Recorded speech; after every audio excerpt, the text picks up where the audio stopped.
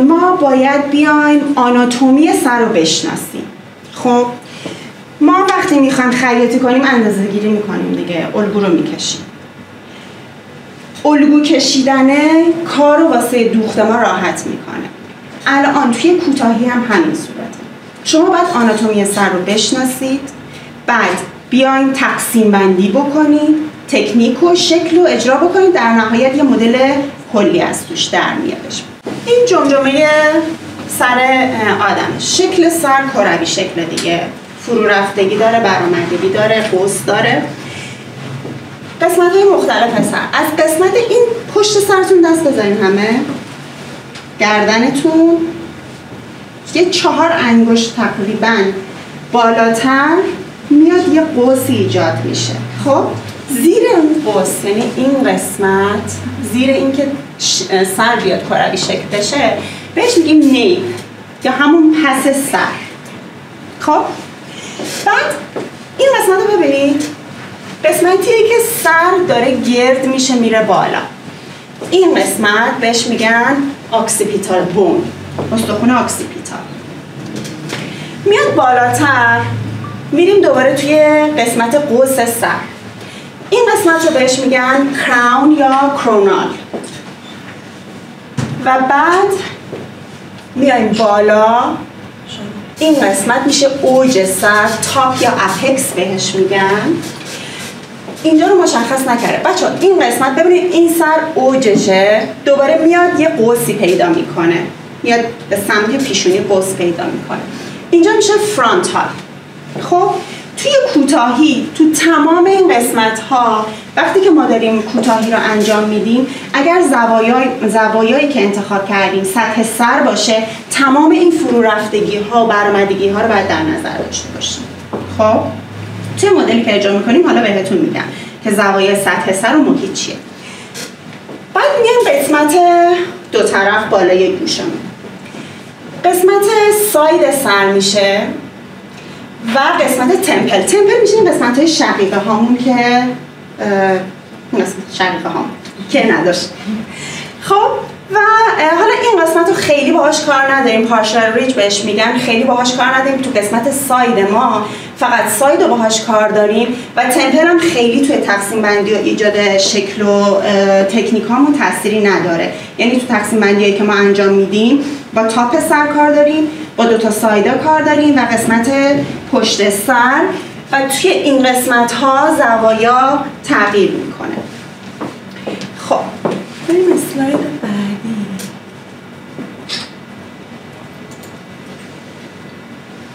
اینم دوباره همون شکله. ببینید این کلی تره، یعنی دقیقاً این قبلی جزئی بود، دقیقاً آناتومی سر بود، ولی این دقیقاً قسمت هایی که ما توی کوتاهی باهاش کار داریم.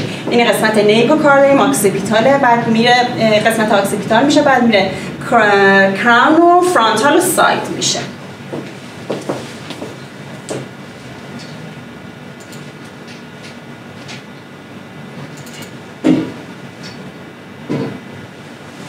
خب ببینید توی کوتاهی ما زوایای 0 درجه، 45 درجه، 90 درجه، 135 درجه و 180 درجه داریم.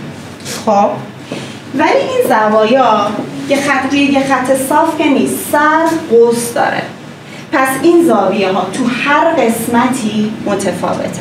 من اگه دارم میخوام راوند لیر بزنم، 90 درجه میخوام بزنم، 90 درجه سطح سر میخوام بزنم، قسمت 90 درجه این پایین من، اگر من شونه رو فرض میکنم که خط کشه، یا اصلا فرض میکنم که یه نقال است. خب شما ببینید وقتی من میذارم اینجا جایی که شونه با سطح سر مماس شده، این قسمت زوایاش با هم دیگه یکی هم، ولی از اینجا ببینید سر داره میره قوس پیدا میکنه، پس اینجا زوایاش با این قسمت یکی نیست. دوباره این قسمت زاویه‌اش فرق میکنه، دوباره اینجا فرق میکنه، اینجا فرق میکنه. پس ببینید الان این 90 درجه‌ای که زده، وقتی که من میخوام مو رو کشش بدم، الیویشنی که داشته باشم بیارم بالا دستمو، توی این قسمت مو میاد اینجا، این قسمت میاد اینجا، این قسمت میره بالا و سر وقتی داره همینطوری میچرخه قسمت فرانتال 90 درجهش اصلا دیگه میره جلو. خب پس سطح سر رو کامل باید بشناسید، زوایا رو کامل باید بشناسید، زوایا نسبت به محیط و نسبت به سطح سر رو بشناسیم، تکنیک ها رو هم میشناسیم و میریم اجرا میکنیم. خب ما بریم تختمون. ما توی کوتاهی 3 تا تکنیک داریم که ما اینجا الان میخوایم از تکنیک لیر استفاده بکنیم.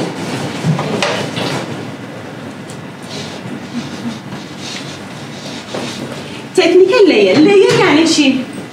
لایه. آفرین، یعنی لایه کردن. چه زمانی اون لایه میشه؟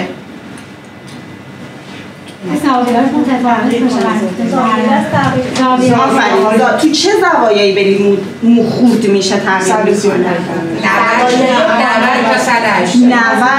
90 به بالا. پس لیر زوایای بالای 90 درجه است. من چه تو زاویه ما الان اینجا رو در نظر بگیریم، این میشه 90 درجه دیگه. خب چه تو 90 درجه بزنم، چه تو 135 درجه بزنم، چه تو 180 درجه بزنم، خب این مو خورد میشه. هرچی شما دستتون رو ببرید بالاتر، خوردی که بهتون میده بیشتر میشه. چه اتفاقی میفته توی این زاویه؟ ببینید من الان میخوام لیر بزنم، میخوام بیارم بالای 90 درجه هستم.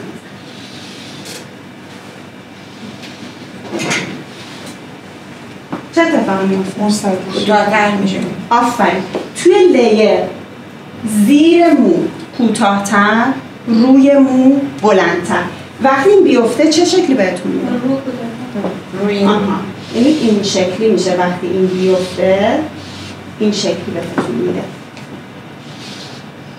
میخوام معلوم بشه.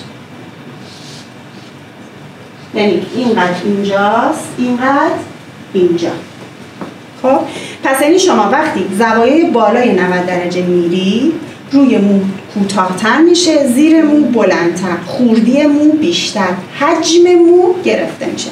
پس حواستون باشه وقتی شما دارین لیر میزنی یعنی داری از حجم مو میگیری. یه خانومی میاد با موهای کم حجم، تار نازک، میگه لیر میخوام. خب شما بیای براش لیر بزنی، این مو رو خورد بکنی، حجم رو ازش بگیری، خب وقتی این میفته توی افتادگی موش چی بهش میده؟ تارای دوم موش بهش میده. خب پس توی کوتاهیمون باید بدونیم که چه مدلی مناسب چه موی هم هستش. تمام مدل ها رو ما نمیایم ازدم. خب لیر میخواد باشه بشین برد میزنم. مثلا لیر اینو دیده،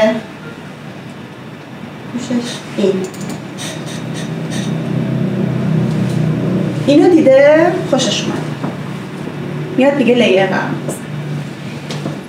این خانم اندازه 3 تا سر مو داشت، خب باید اصلا لیر بزنه، باید این مو خورد بشه، حجمش گرفته بشه. بعد این مو روی هم دیگه میفته، مو رو تکون میده، یه رقص خوشگلی ایجاد میشه، کیف میکنه. طرف اینو میبینه که من اینو میخوام، براش میزنی، میگه خب این که اصلا این شکلی نشد.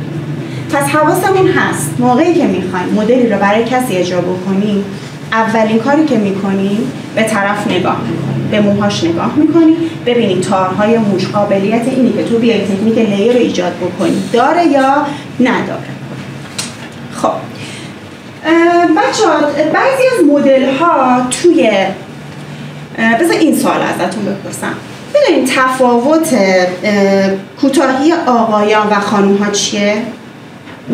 زاویه مال آقایون خیلی بیشتر به سمت بالاه تا به سمت پایین بخوام کوتاه کنم. برای آقایون خیلی زاویه‌ای نداره. زاویه‌ای که یا 0 یا 90 دیگه. من بگم اگه خودم بگو.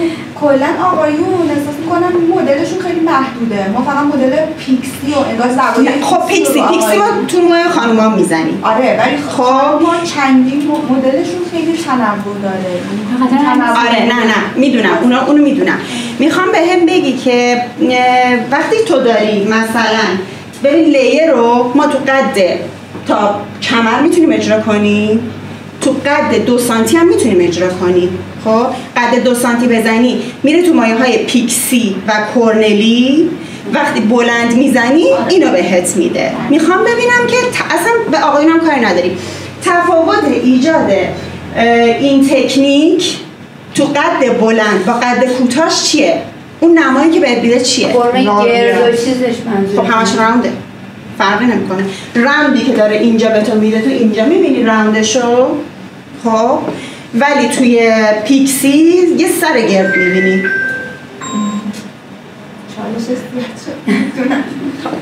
ببینید هرچی قدمون بلندتر باشه شما اون شکل رو توی افتادگیش میبینی. خب پس تفاوت موی کوتاه و موی بلند تفاوتش توی افتادگی و ایستادگیشه. تو وقتی که مو رو توی این قد میزنی شکل دایره‌ای که ساختی رو اینجا میای میبینی، درسته؟ ولی وقتی که پیکسی میزنی، وقتی کورنلی میزنی شکل دایره رو کجا میبینی؟ تو ایستادگی مو میبینی. خب پس تفاوت ایستادگی و افتادگی توی قد موه. یعنی اگر قد بلند باشه شما چه مربع بزنی، چه دایره بزنی، چه مثلث بزنی، نمای کلی که میبینی چیه؟ سر دیگه، یه سر گرده ولی پایینش تو میای چیزا میبینی. یا مثلا نمای مثلث ما از بغل سر این پشت سر میبینیم، درسته؟ ولی توی مدل های کوتاه هر شکلی رو که شما ایجاد بکنید توی مدل های کوتاه قابل دیدن. مربع که میزنی، مثلا ما آقایون رو دیدین سرشون مثل یه باکس میشه، استایل میکنن مثل یه باکس میشه، خب اون مربع زده شده. یا اینکه پشت سرشون اینجوری تیز میکنن، خب آفرین مثلث میشه. پس مو هرچی کوتاه‌تر باشه شما توی ایستادگی شکلشو میبینی، هرچی مو بلندتر بشه توی افتادگی شکلشو میبینی. توی مدل لیر ما توی افتادگی داریم شکلش رو میبینیم. خب زوایا رو اینجا دوباره روی سطح سر من براتون میکشم. قسمت نیک بود گفتیم، اومدیم اینجا شد چی؟ آکسیپیتال. اینجا شد چی؟ کراون یا کرونال. اینجا شد چی؟ تاپ یا اپکس. اینجا فرانتال. پس تو کوتاهی که من دارم انجام میدم این شکل رو من باید دنبال بکنم. چرا؟ چون دارم راوند میزنم، میخوام شکل دایره رو ایجاد بکنم.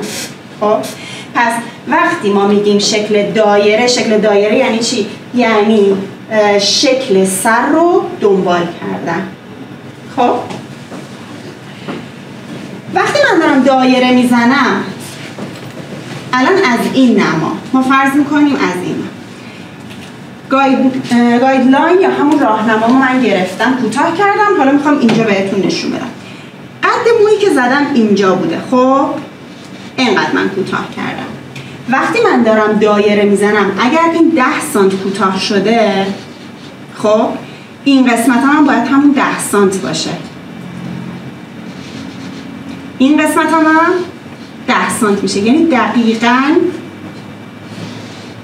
اینجوری شعاعه. آفرین. سر رو توی یه کره بزرگتر فرض کنید. اینا همه باید اندازه هم دیگه لیر اینجوریه دیگه. لیر راوند. ببینید ما لیر که تکنیکه، خب حالا به اصطلاح عامیانه ما اسم مدل رو میگیم لیر. تکنیک لیر رو ما اومدیم توی شکل دایره ایجاد کردیم. شکل مربع هم میتونیم ایجاد کنیم، شکل مثلث هم میتونیم ایجاد کنیم. ولی الان که اومدم توی شکل دایره ایجاد کردم، وقتی من این مو رو میارم بالا میخوام چک بکنم، قد تمام مو توی این قسمت ها باید یک اندازه باشه. در این صورته که من کوتاهیمو درست انجام دادم. اگه اینجا بلندتر بشه اینجا کوتاه‌تر اشتباهه. یا از نمای این سمت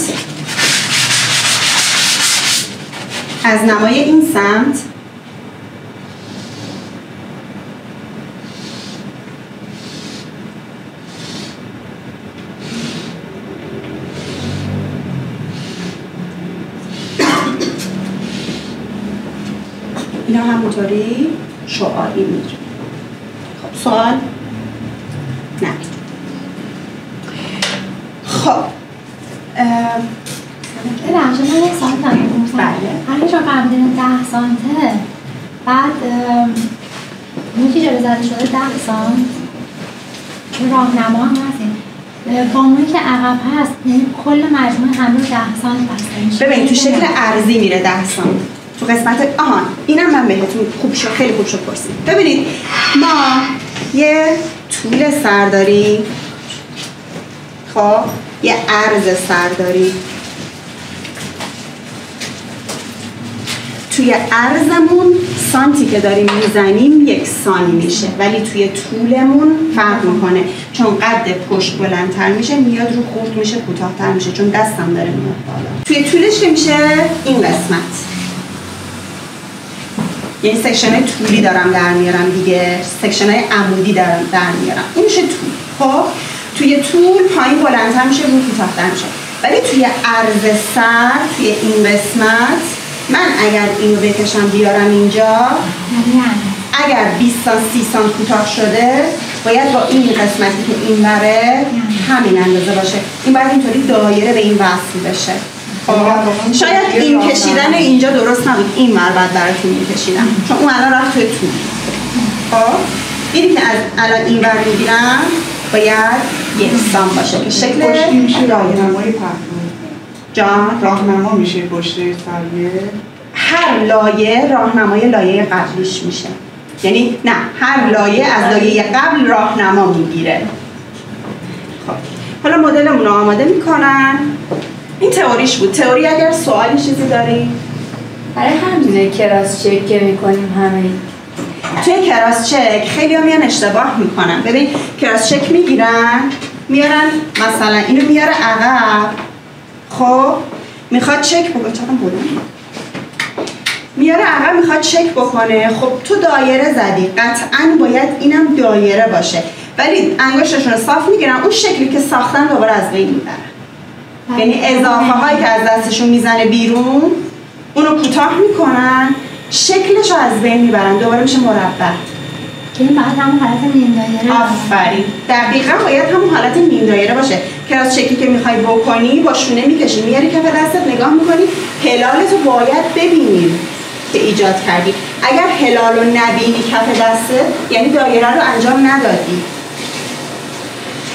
حالا شاید برای کسایی که هنوز شروع نکردیم میذاره قابل لمس نباشه. الان که روی مدل انجام میدیم همه رو لایه به لایه بهتون میگم و نشون میدم، کاملا مشخص میشه، براتون قابل درک میشه. اگه سوال چیزی داریم بازم نداریم. البته بخش اگه توی اون نمونه نشون دادید که وقتی اون لایه رو کوتاه میشه که مثلا بدون میشه میاد این شکل رو میده. حالا این شکلی که اول داده بود روی اون حالت گرد زدن میشه در واقع، یا اینکه مثلا این مربع بشه این از این حالت در میاد.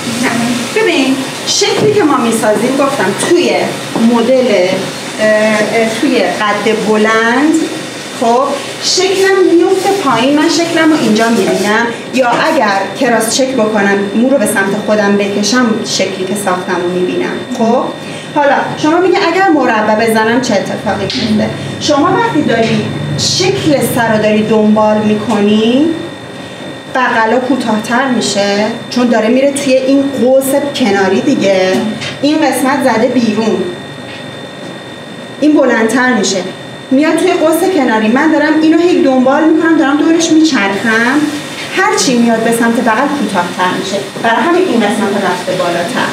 ما توی کوتاهی چند تا اصطلاح داریم. یکی الیویشن یعنی چی؟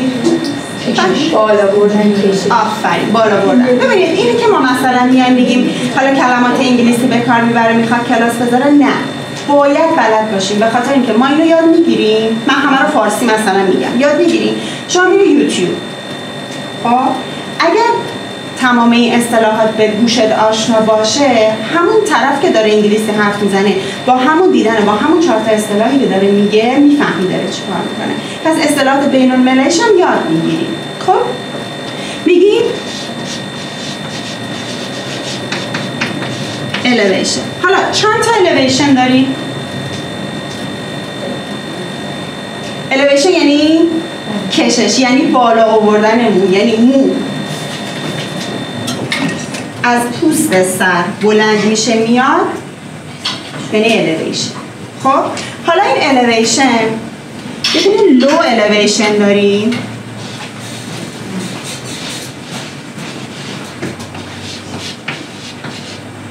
یه دونه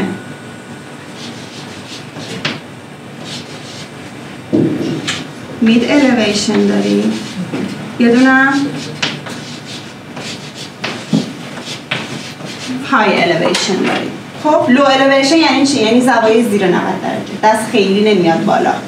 mid elevation چه؟ یعنی متوسطه. high elevation دست میره بالا. خب تقسیم بندیامون میگیم section،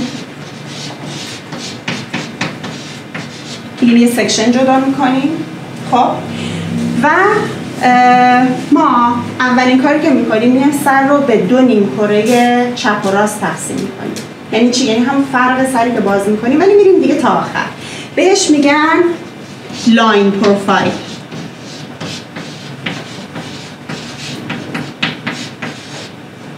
خب حالا اینا رو من توی سر مدل میگم، اینا داستانشونه. لاین پروفایل داریم، سکشن داریم و ساب سکشن داریم. ساب سکشن یعنی اون سکشن میشه اون تقسیم بندی که داریم میکنیم، ساب سکشنمون اون لایه هایی که هی جدا میکنیم. بعد میریم سیستم شمارشی داریم. سیستم شمارشی کی میدونه؟ همون روند افزایشی رو خب چیه؟ قانونش چیه؟ قانونش اینه که هر چی که مو به سمت پایین میاد زاویت، مثلا توی مدل باب همین که مثلا 45 درجه رو می‌بینیم. نه، تقسیم بندی بغل گوش رو بالای پس سر و بالای سر رو یه بار دیگه صحبت سیستم شمارشی توی کات. ترکیب زدن زاویه‌های 30 درجه اینا این که زاویه نسبت به سر باشه یا نه. خب بچه ها توی سیستم شمارشی یعنی چی؟ یعنی اینکه من کاتی که دارم انجام میدم، سکشنی که دارم انجام میدم، تصمیم میگیرم که چجوری اصلا لایه هام بیاد روی همدیگه بخوابه. خب یه موقع است این لایه اولم جدا کردم، خب کوتاه کردم تا اینجا. این لایه دوممه، اینو میارم وسط، میارم اینجا، میارم اینجا، این دوتا رو میارم اینجا، کات میزنم. خب یعنی لایه 1 و 2 میان وسط کات میخورن، لایه 3 و 2 میان این وسط کات میخورن، لایه 3 و 4 میان این وسط کات میخورن. قدی که به من، قد مویی که به من میده چیه؟ فاصله های زیاد داره. نه اصلا این فاصله رو من زیاد گذاشتم که وسطش فاصله سر باشه. مایکم بگی منم مثلا اینجا متوجه نه سر مایکم اصلا مشخص نمیشه. خب ببین این موه دیگه، این سکشن اولم رو من کوتاه کردم، گایدلاینمه. خب یه مقدار بلند. الان بچه این چیه؟ همه مو یکسان کوتاه میشه. وقتی شما لایه هایی که جدا میکنید، این دوتا لایه بیان وسط به هم برسن، کوتاه بشن، دوباره برن سر جای خودشون، قدشون یکسان میشه. خب به این میگن یونیفرم.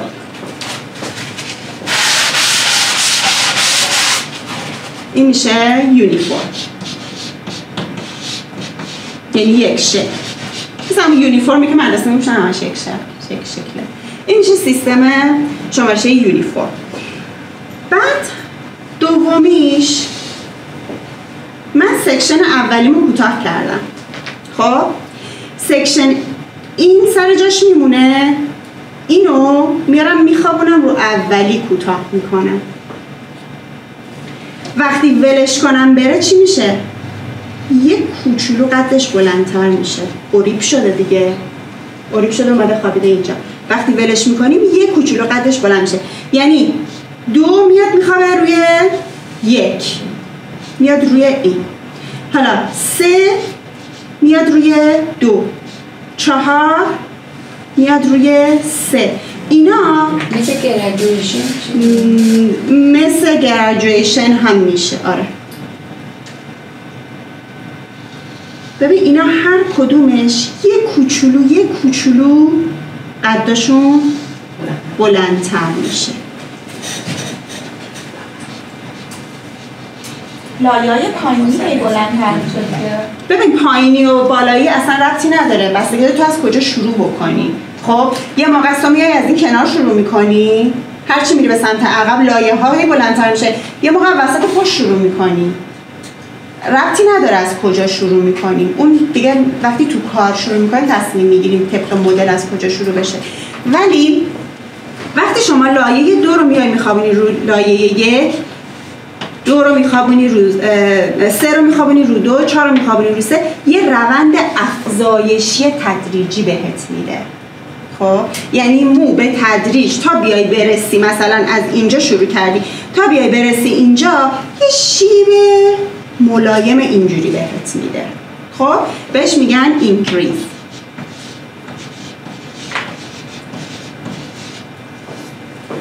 اوکی ماندانا جان اینو میگیری؟ چه موقعی کار می‌کنی؟ بستگی به مدل داره. بستگی به مدل ما داره. خب یه موقع مدل پیکسیه، داری میبینی که میخوای از اینجای سرم شروع کنی. خب ببینی اینجا کوتاهه، هی داره میره پشت بلندتر شده، پس میام از این استفاده میکنم. خب به این میگن استیبل.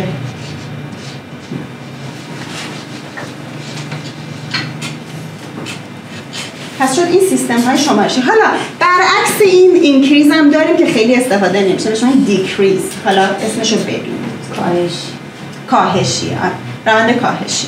پس شد یونیفورم، اینکریز، استیبل. ما توی راوند لیر از یونیفورم میخوایم استفاده بکنیم.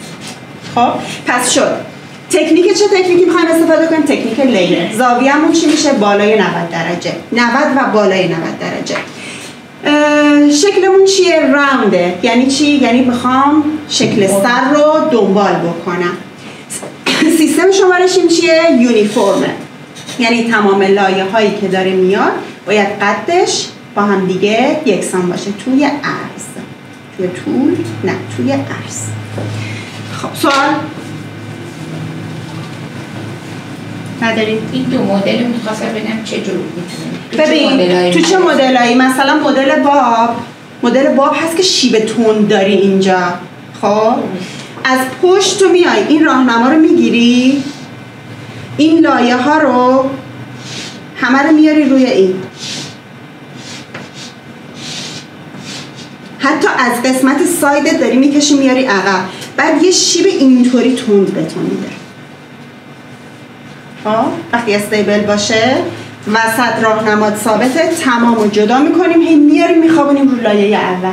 وقتی ولش میکنیم مو میره سر جای خودش. مو هرچی از رویش خودش دورتر بشه قدش بلندتر میشه، هرچی سر جای خودش باشه قدش یکسان‌تر میشه. پس توی مدلی که تو میخوای خیلی شیب بدی میتونی از استیبل استفاده کنی. توی مدل تراینگل لیر ما از استیبل استفاده میکنیم. شکلی که میسازیم مثلثه، سیستم شمارشی استیبل استفاده میکنیم. برای مدل دیکریزش مثلا مدلی رو چه مدلی؟ دیکریزش برعکس اینو میریم دیگه. ببین دیکریزش مثلا همون پیکسی که گفتم، خب به جایی که از بغل سر بیای شروع کنی بزنی، گایدلاین تو از پشت سر، از وسط پشت میگیری، خب بعد دیکریز میزنی. هرچی میای به سمت گوش نزدیک میشی کوتاه‌تر میشه. برعکس اون عمل میکنی. اینجا اومدی از کوتاه رفتی به سمت بلند، اونو برعکس بلند، هی یواش یواش اینو میخوابونی روی به اون کوتاه میشه. اتفاقا پست اینو دقیقا گرفتم، آموزشش رو تا هفته دیگه بذارم براتون. عملی روی کانوا اینو همه رو گرفتم میذارم. ببینید مخصوصا این مدل‌ها رو انتخاب کردم که روی موهای مختلف با جنسای مختلف ببینید چجوری در میاد. من یه تکنیک رو اجرا کردم، یه شکل رو در آوردم، ولی روی موهای مختلف با حجم مختلف و جنس مختلف شما ببینید. تقریبا مو متوسطی داشت، یعنی نه خیلی پر بود نه خیلی کم بود، تارای موش هم معمولی بود.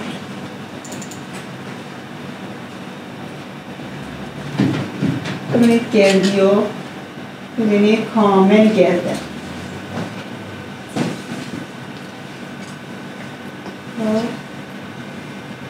این مو فوق العاده مو قشنگی بود، موهای پر حالتدار و یه لیر خیلی خوشگل در من. یه چیزی هم بگم بچه‌ها، دیدین بعضیا میان میگن لیر میخوایم ولی نمیخوایم خیلی خورد بشه.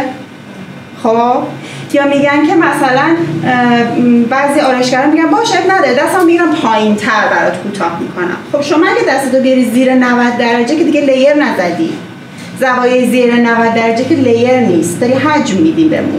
خب پس لیر به قول معروف لیر یواش اصلا نداریم ما، لیر خورد میشه. اگه شما دستتو داری میای پایین میزنی اصلا یه تکنیک دیگه رو اجرا میکنی.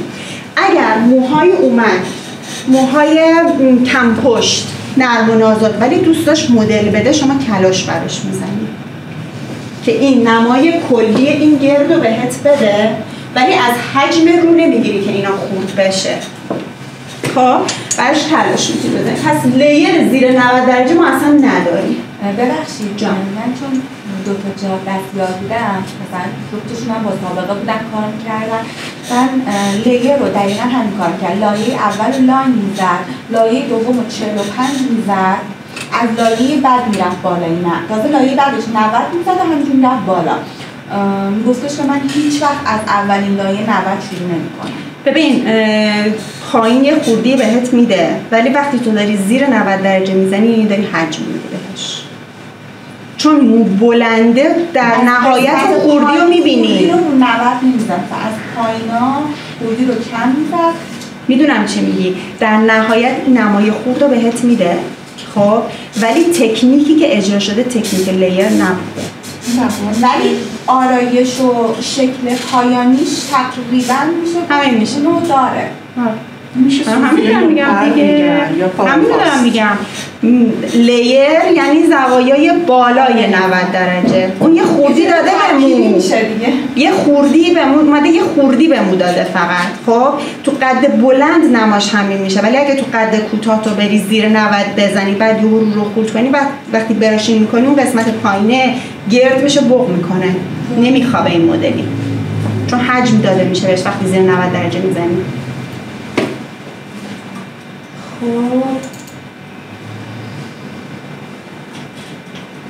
ببینید براشینگش هم حتی فرق میکنه، همون موه، همون تکنیکه، همون براشینگه، ولی نمای آخرش مطابق با جنس مو و حجم مو، مدل شکلی که ازش میبینید با هم دیگه متفاوته.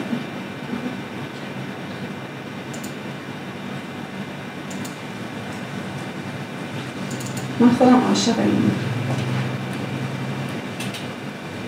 این رایان این پشته کامل لایه ها رو میبینید، لایه رفته بالا و تمام اینا گرده. اگه من این مورم همینطوری افقی بکشم بیارم جلو، دور تا دور اینجوری گرده، وقتی هم میفته همینطوری گرده. برای همین توی کورنلیا که میزنین سر مثلا گرد مانند میشه، شکل گرد ایجاد میشه دیگه. خب بس گفتم تقسیم بندی کنیم، گفتم اولی کاری که میکنیم چیکار میکنیم؟ فرق بست. آفرین. سر رو میایم به 2 نیمکره راست و چپ تقسیم میکنیم. خب اسمش چی بود؟ کوهی تاپ سر. نه اسم اون خطه که بازی کردیم لاین پروفایل. لاین پروفایل چیه؟ همون فرق سر خودمونه. راحت ترین روش باز کردنش این موها رو به سمت عقب شونه کنی، بدید جلو، خودش ببین فرقش باز شد. خب راحت ترین روشش این. بعد از تو آینه چک میکنیم که این وسط باشه. من آینه ندارم و بیام جلو. تو کنم وسطه. شما که رو برو میبینیم فقط خطم رو صاف میکنم. خطم رو میخوام صاف کنم. شونم رو چجوری میگیرم؟ شونم رو این شکلی به دستم میگیرم. این انگشتم میاد پشت شونه. قسمت شونه های کوتاهی یه قسمت داره که یه دندونه اولش کوتاه‌تره. خب بهش میگن مقسم، تقسیم کننده. پس با این مقسم من میام دستمو میذارم پشت شونم هم قریب میگیرم. اینجوری نمیگیرم که دوباره کل این موها رو بگیرم بیارم باهاش جلو. خب میام خطمو صاف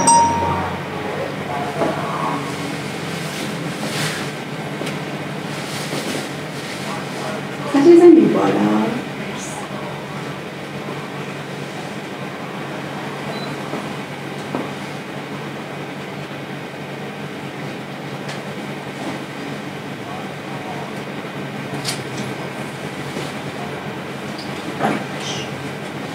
این خط رو تا پایین من ادامه میدم.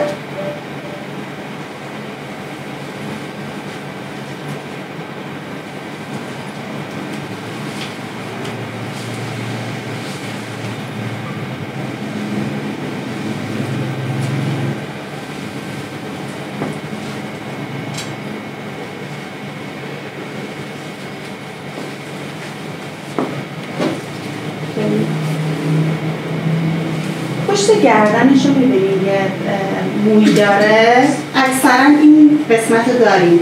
یه دقیقا وسط گردنمون یه موی داریم که نشون میده وسط. پس از فرق وسط تا اون قسمت رو من جدا میکنم. لاین پروفایلم باز میکنم. بدون اینطوری چپ و راست مو تقسیم میشه. خب بچه راوند لیر رو ما با دو مدل تقسیم بندی میتونیم انجام بدیم. یکی تقسیم بندی چهارتایی هستش. خب چهارتایی چیه؟ سایدا رو جدا میکنم، اپکس و فرانتال هم با هم جدا میکنم. یک، دو، سه تا اینجا میذارم، پشت رو آزاد میذارم همه رو و بعد شروع میکنم با تقسیم بندی های سکشن های شعاعی. شعاع یعنی چی؟ اصطلاحش هم دیاگوناله. خب با سکشن های شعاعی یعنی رأس هم میشه اینجا، بعد اینطوری اینطوری اینطوری اینطوری من میام جدا میکنم. این طرف هم نشون بدم. ببین رأس سکشن هم میشه اینجا، بعد اینطوری شعاعی میام جدا میکنم تا برسم به ساید سد. یه روشش اینه، ولی برای تازه کارا که میخوان شروع کنن، چون الان یه حجم زیادی از این پشت میفته، یه ذره تو دست و پاتونه. خب ممکنه که اذیت بشید. ما میام از تقسیم بندی دوم استفاده میکنیم. در نهایت همون شکل رو بهمون میده، چون داریم همون شکل دایره و تکنیک لیر رو اجرا میکنیم. ولی خب یه ذره چون تقسیم بندیش بسته تره، جمع و جورتره، قسمت میریم بالا، راحت تر میشه اصلا. خب بعد میام ساید رو جدا میکنیم. چجوری من میتونم ساید رو اصلا چجوری میتونم روی سر تشخیص بدم که الان تاپ سرم خوب، سایدم خوب. ساید من توی اصطلاح بهش میگن center of ear، یعنی وسط گوش، مرکز گوش. خب شما از مرکز گوش ببینید وسط گوش رو در نظر بگیرید. خب وسط گوش رو در نظر میگیرم. چجوری بدونم که این بالا کجاست؟ خب اوج سر نشون میده. پس قسمت اله کلنگی من میشه جایی که من باید وصلش کنم به سنتر آف ایرم. خب دوباره همون حالت شونه رو میذارم، انگشتم پشت شونه، میام تا مرکز گوش.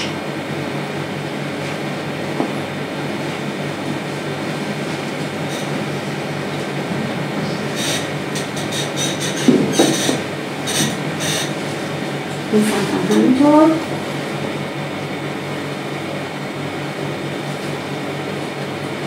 ببخشید تجربه میفته. برای اینکه قسمت بالای سرم راحت‌تر بتونم کوتاه بکنم، من میام قسمت فرانتال و اپکسم رو هم یک تقسیم بندی میکنم. یعنی این قسمت بالا، این قسمت از شکست ابرو یک تقسیم بندی میشه که میشه واسه تاپ سر، قسمت های بغل میشه واسه ساید.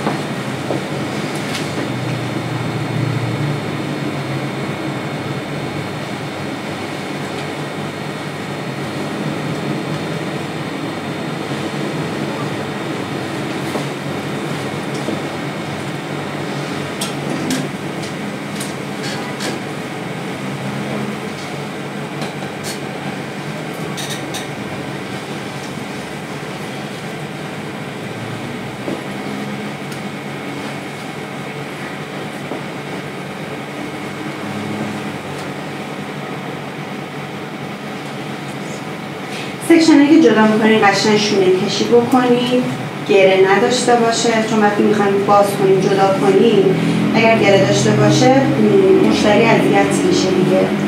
بعد مرتب هم جمع کنید، هم نوای قشنگتری داره، کارتون تمیزتره، هم حین کار خودتون راحت ترید. پس تقسیم بندی می‌کنیم، ساید جدا کردیم، تاپ جدا کردیم، پشت سرم دو قسمت کردیم، قسمت نیپمون آزاده. خب حالا میخوام کوتاهیمون رو انجام بدیم. اون همیشه باید خیس باشه وقتی که شما میخواین کات بزنید، هم شونه کشش راحت تره، هم برشی که میزنیم تمیزتر در میاد. اول از مشتری میپرسیم که چقدر میخواد قد موش کوتاه بشه. چقدرش کوتاه شه؟ کم مثلا در حد اینقدر اوکی. خیلی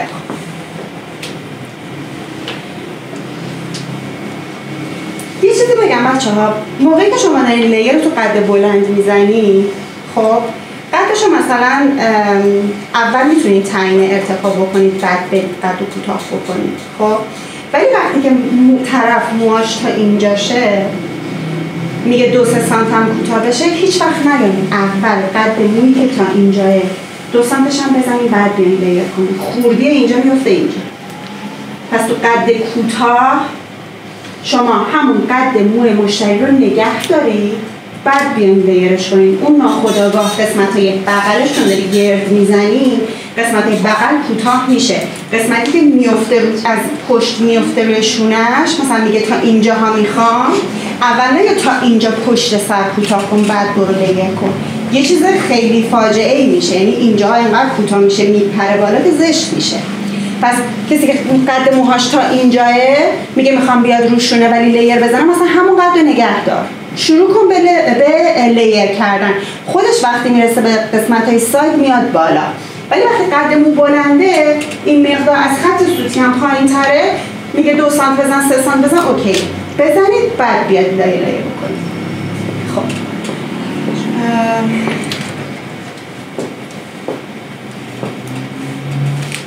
من برمیگردونم ببینید.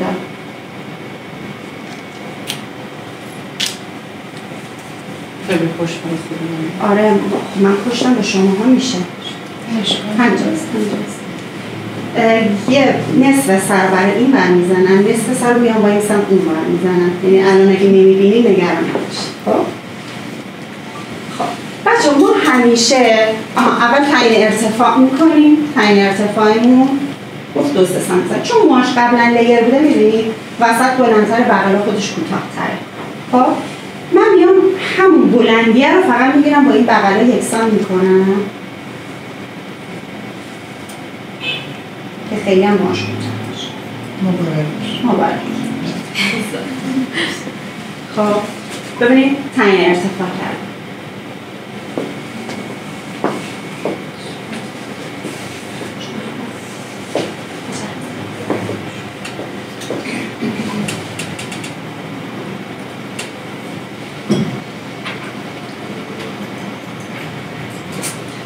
قدشو اندازه. حالا میخوام برم تکنیکش رو اجرا کنم. توی لیر سکشن هایی که برمیداریم افقی جدا میکنیم، ساب سکشنی که برمیداریم لیر کوتاه میکنیم، دست یعنی الیویشن اتفاق میفته، مو بلند شه، باید عمودی باشه. پس یه لایه عمودی از وسط همیشه ما شروع میکنیم. یه راهنما میسازیم، گایدلاین میسازیم ما.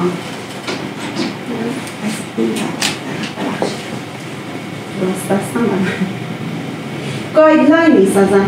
میخوام 90 درجه بزنم. سعی میکنیم. میخوام 90 درجه بزنم. 90 درجهشو چجوری پیدا کنم؟ شونه شما بهترین گونیا واسه شماست. میذاری اینجا. خب این سطحش با سر مماس میشه. کجا افتاد؟ اینجاست. پس 90 نیپ من میاد اینجا. ببینید 90 نیپ من میاد اینجا. پایین ترین قسمت نیپ بذارید. آره. ببین هر قسمتیش باید جدا بیاد. من اینو توی دو مرحله کوتاه میکنم. اینجا 90م این قسمته. خب اینجا 90م عمودتر میشه. اینجا 90م میاد اینجا. این 90 میشه. ببینید؟ شکل کروی داره. آفرین. چون چی؟ دارم دایره میزنم. خب پس وقتی که ما داریم لیر کوتاه میکنیم، دستمون شونه از پایین، دستی که مو رو بگیره از بالا میاد. آرنجت باید بالا باشه. خب این دست نباید بچسبه به تنتون. آرنج میره بالا، برای اینکه تسلط بیشتر داشته باشی. کف دست میخوره به سر. سکشنتو میگیری، شونه میکنی، 90 نیپ میام، تعیین ارتفاع کردم دیگه. ببینید این قدی که زده بودم الان چون داره زاویه 90 درجه میشه، قسمت روش کوتاه‌تر شد. خب حالا اینو کوتاه میکنم. لیفت خیلی مهمه. لیفت یعنی چه؟ یعنی کشش. یعنی وقتی شما شونه میکنی، انگشتتو میندازی پشت شونه، با انگشت شونه رو هل میدی. در این صورت یه لیفت خیلی تمیز داری. میتونی به ریشه اون نگاه کنی ببینی آیا زاویه 90 درجه رو وسط ساخته یا نه. ببین اینجا این باید 90 درجه باشه. با تمام میزن. با 1 سانت اول قیچی به صورت کشوی. قیچی نمیدازم اینطوری بزنم.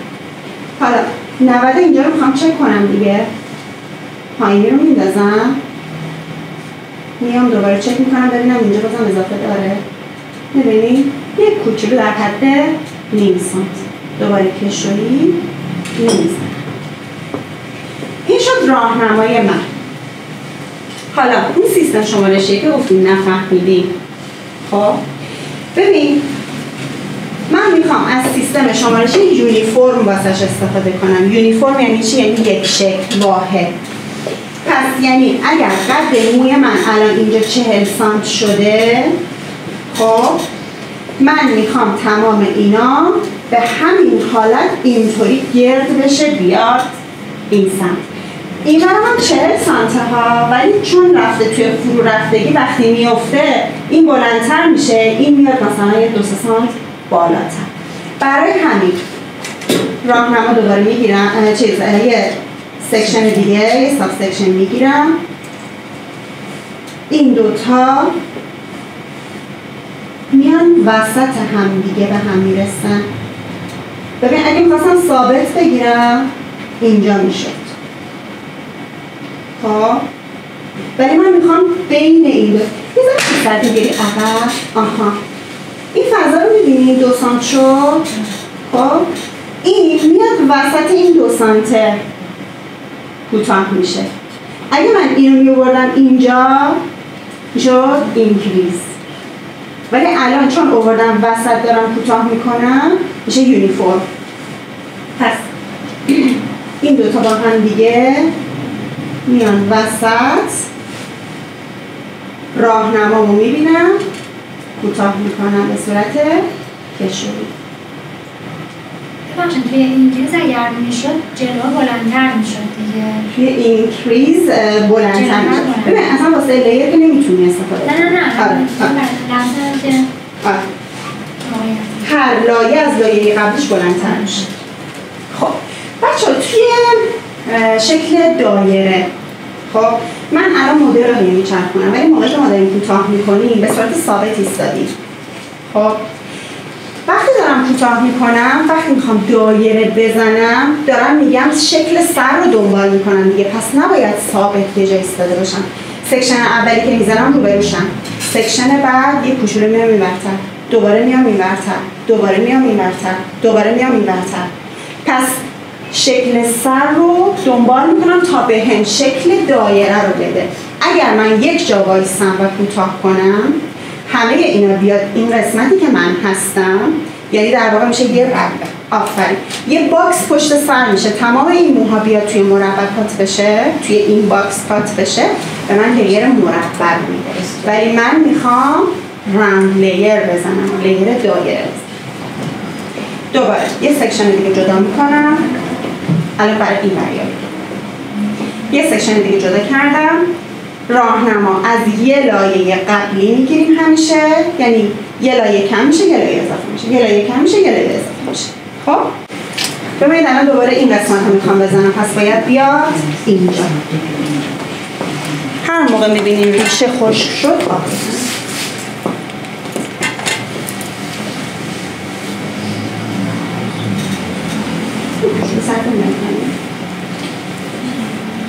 ببینید به من میگه کجا؟ اینجا. زاویه 90 درجه ریختم و انجام میدم، میرسم. ببینید راهنمای قبلی بوده.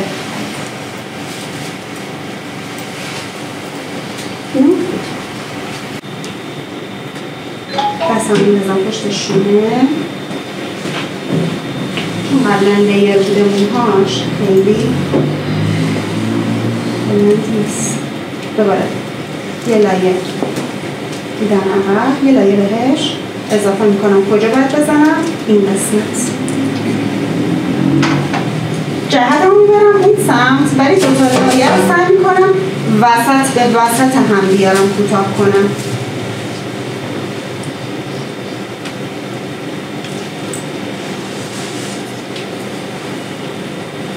الان اینجا کجاست؟ این باید بکشم.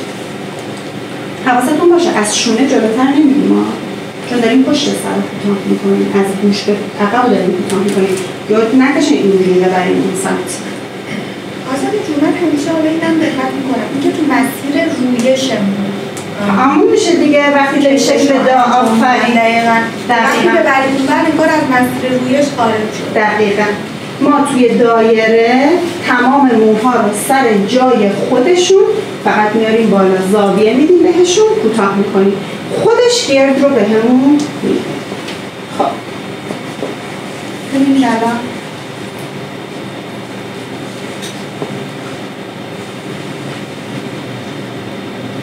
دایره رو میدید گرد شد، وسط بلندتر داره میاد، کوتاه‌تر میشه. حالا ما یک کراس چک داریم. کراس چک یعنی چی؟ یعنی چک روبروی خودت. خب ببینید ما تو افتادگی دایره رو اینور میبینیم، تو ایستادگی هم من باید دایره رو اینور ببینم. من دارم این شکلی میزنم. پس وقتی مو رو میارم بالا، وقتی میارمش اینجا، اینجا هم باید دایره ها رو ببینم. یه چک هم میکنیم که بالانس چک بهش میگن، که این دو سمت باید با هم دیگه یکی باشه، یک اندازه باشه. خب الان این سمت من بلندتر. ببینید دقیقا این راهنما، ببینید من اگه اینجا بالانس چک رو نمیرفتم، این راهنما از دستم در رفته بود، این بر بلندتر میشد و من کوتاه‌تر میشد. پس هر لایه‌ای که میزنیم بالانس چک رو انجام. خب یه بار این یونیفرم رو این سمت نشون میده که لایه رو به آره بذار الان اینجا که میخوام کوتاه کنم نشون بدم، چون کلش یونیفرمه. خب الان دوباره میام 2 سانت جدا میکنم. اگر موی رو دیدین خیلی پرحجم نیست، میتونی این لایه هایی که داری جدا میکنی هم بیشتر باشه، مشکلی نداره. ولی واسه این حجم و برای اینکه راهنماتو راحت تر ببینی، پاتی که داری میزنی راحت تر باشه، لایه ها رو 2 سانت جدا بکنی خیلی بهتره.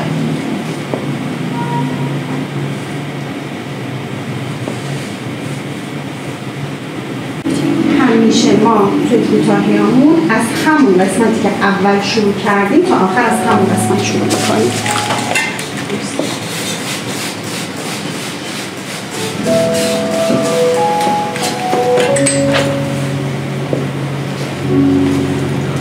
دوباره میام از وسط شروع میکنم. ما الان لایه جدید باز کردیم. راهنمای یا گایدلاینمون از کجا باید بگیریم؟ لایه پایین. لایه پایین میگیریم، یه راهنمای جدید ایجاد میکنیم، دیگه از بغلیا میتونیم با همین راهنمای جدیدمون بریم دیگه، نیاز نیستش تا پایین بیایم بگیریم، حجم زیادی از این تو دستمون داشته باشیم. خب اومدم بالاتر، 90 اومد کجا؟ اومد بالاتر. اون موقع اینجا زدم، الان 90 اومد بالا. راهنما که میخوایم بگیرین از یه لایه قبلش بگیرین، نه یعنی کل اینا از پایین دستتون بگیرین.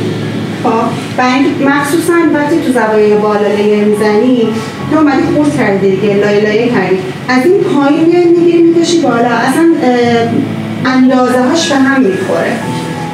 از یه لایه قبل میگیرم، دستم از بالا شونه کشی میکنم، انگشتم پشت شونه، میام 90 درجه.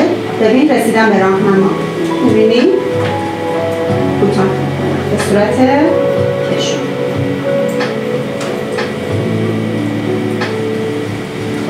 این الان راهنمای من واسه قسمت جدید درست شد دیگه. بقیه رو با این راهنما میرم جلو.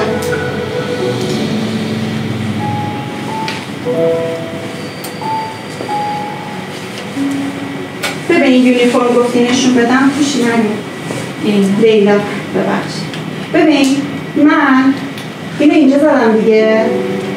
خب الان میخوام یونیفرم برم، الان اینم از این ور جدا کنم، این دوتا رو میارم میرسونم به هم دیگه، وسط به وسط کوتاه میکنم، میشه یونیفرم. هر لایه رو یه سانتی نه میرم، 1 سانتی 2 سانتی اینجوری داری سکشن اینجوری جدا میکنی، فرقی نمیکنه. تو هر چقدر که جدا میکنی باید بیان وسط این، مثلا 1 سانت جدا کردی بیان وسط 1 سانته، 2 سانت جدا کردی بیان وسط 2 سانته. خب اونش فرقی نمیکنه، مهم اینه که تو این دوتا لایه رو بیاری وسط به هم دیگه برسونی. اولی رو سر جای خودش نگه نداری، دومی رو ببری بکشونی روی اون بذاری. خب منظورم این بود که بهتره که چقدر باشه لایه‌ای، هر چقدر که تمرکز خودت راحت‌تر روش مسلطی. قانونی نداره که من بیام میگم 1 سانت بردار 3 سانت بردار، یکی حجمش خیلی زیاده تو مجبوری 1 سانت جدا کنی که گایدلاین تو ببینی. بخوایم بغل کوتاه‌تر بشه میتونیم بکشیم یا اونور البته برای چه مدل بغل کوتاه‌تر بشه؟ مثلا لایه میگیم که بغل کوتاه ناخودآگاه کوتاه‌تر میشه. خیلی کوتاه‌تر نه بهتون مشکل. خب اولش ما اینو شکل میسازیم میگیم، بعد اگر میخواد چتریش کوتاه‌تر باشه، بغلش کوتاه‌تر باشه، اونو توی با تکنیک لاین، ولی لاین دایره میاد موجیشو بیشتر میگم بهتون به چتری که رسید. میدونی؟ شما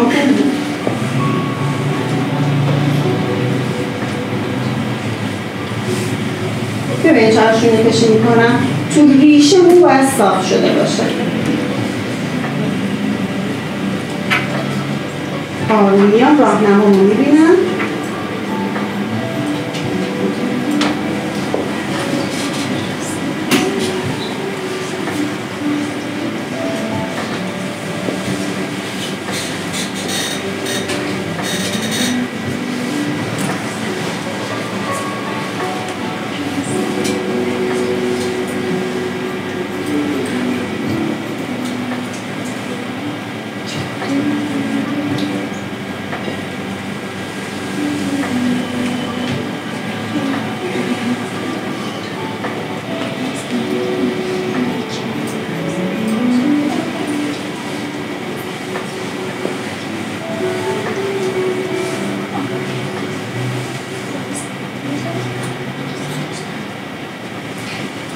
آخری در امتداد سرشون هست دیگه، درسته جلوتر نمیره. نه جلوتر نمیره. ببین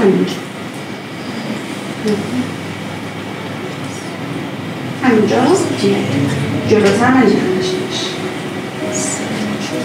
همین الان خوبی رو میبینی پایمون برمیگرد.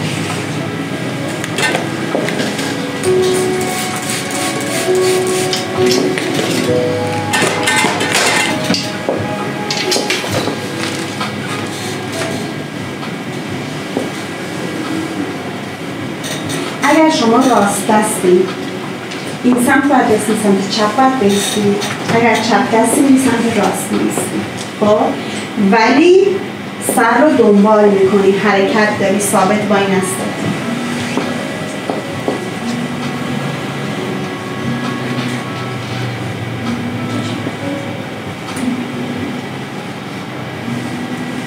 ریشه رو نگاه میکنم 90 درجه باشه.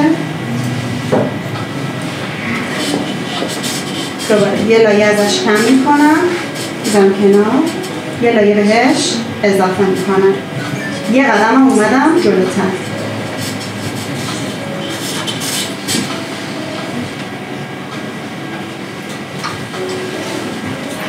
ریشه رو نگاه کنید، هم 90 درجه است، هم تمام موها سر جای خودشون کشیده شدن.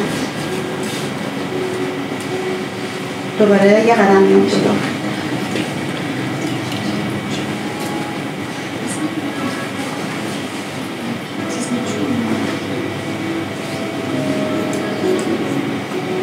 ببینید کششتون کامل انجام بدین. خب همونجا نیاز نیست ثابت بمونید، انگشتتون رو قفل کنید، این مو تکون نخوره، بعد دستتون رو بیاد پایین. بعضی موها خیلی بلنده، مثلا اینجا که میرسی بعد بکشی بیای اینجا، خب نمیتونی بالا کوتاه کنی که. کشش رو انجام بده، لیفت میکنی، دستتون میری پایین.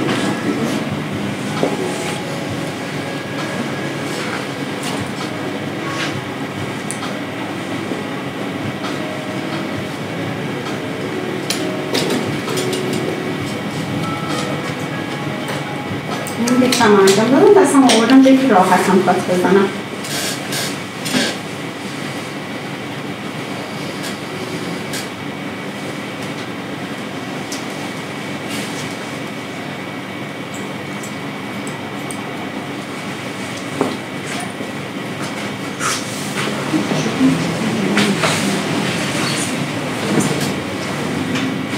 ببینید از همین الان خوب بیشتر خودشون نشون میده.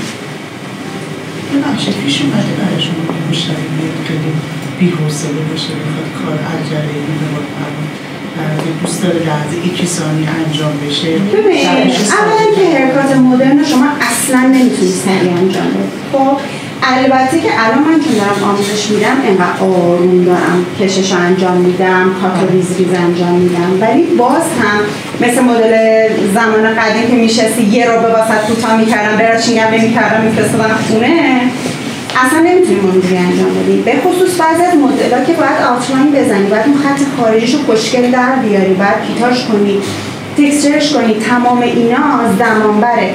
کسی اگر یه مدل خیلی خوشگل بی‌نقص میخواد باید صبرش هم داشته باشه. خب آره خب آدم خیلی با هم فرق میکنن. آره شده بعضی ها مثلا عجله دارن، دلشون میزنه دنبال بچه‌شون میخوام برن دیگه، یه زن اونجا ما باید یه خورده فرسنر بشیم. مثلا وایرال شده که میاد طرف یه مدلمون رو میذاره میگه با یه حرکت مثلا پروانه‌ای رو من دیدم، طرف میاد مثلا تمام ببین تکنیک لیرینگ نیست، حرکات مدرن نیست، نه اینکه اصلا خط قیچی میمونه. آفرین اون همون مدل‌های کوتاهی‌های زمان قدیمه که بدون تقسیم بندی کارو انجام میدادن. بعدم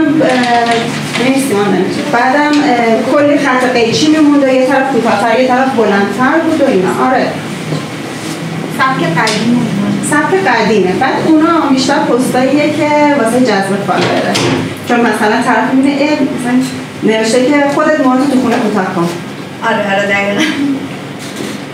ولی اونو مثلا مشتری که نمیتونی انجام بدی. دوباره میام بالانس چک هم انجام میدم که ببینم یکسان باشه. این برم دور بلندتر. سایدلاین هم رو بلند. اولی که هی بریم آره خیلی چند دست در میدونم شما باید یه ثابت وایسیم دوباره همین کار رو ادامه فقط هر سکشنی که جدا میکنیم زاویه دستمون هی تغییر میکنه دیگه چون سر داره هی گرد و گردتر میشه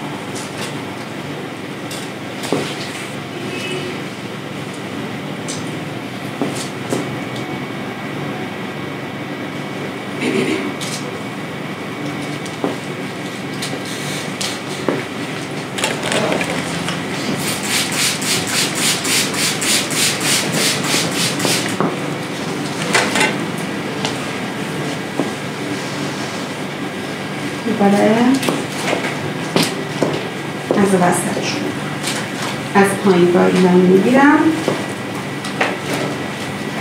90 اینجام چیه؟ داره میاد بالاتر یه راه دیگه هم هستش که 90 سر رو پیدا کنی شونتون رو بچسبونین به سر خب همون رو موازی باش بیاین بالا ریشه رو نگاه کنین 90 داد بهت میرسم به راهنمام کوتاه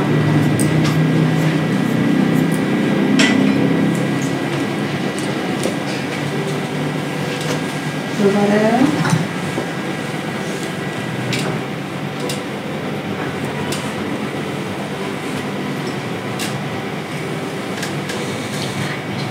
میرسم به راهنمام حواستون باشه تو هر لایه‌ای که دارین جدا می‌کنین گایدلاینتون کوتاه نکنین چون هی دارین یه راهنمای جدید می‌سازین دیگه اگه هر دفعه بخواین گایدلاین هم کوتاهش کنید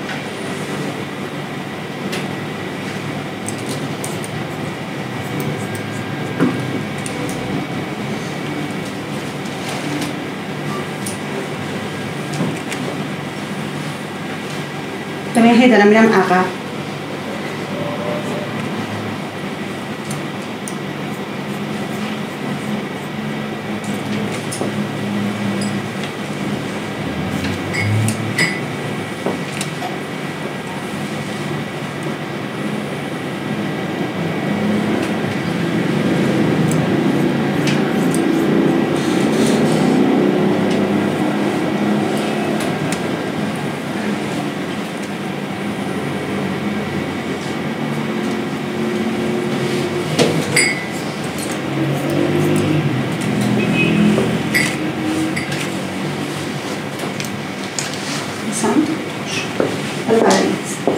بعد دوباره بیام وسط وایستم اینجا رفتم عقب اینجا میرم جلو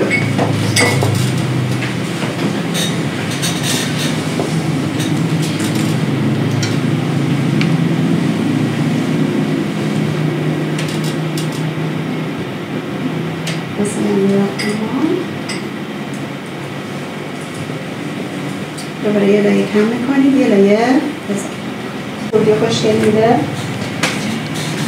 حالا میخوام شکل دایره رو توی عرض بهتون نشون بدم ما داریم طولی حرکت میکنیم دیگه هر جا از بالا به پایین شما حرکت کردین بریم توی طول سر حرکت میکنیم هر جا چپ دراز حرکت کنیم توی عرض داریم حرکت میکنیم تکنیک ها رو توی طول اجرا میکنیم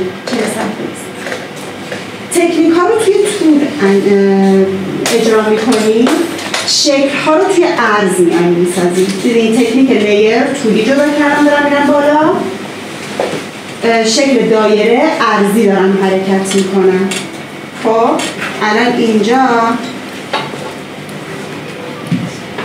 چک عرضیه نه میخوام دایره رو شما ببینید میبینی اینو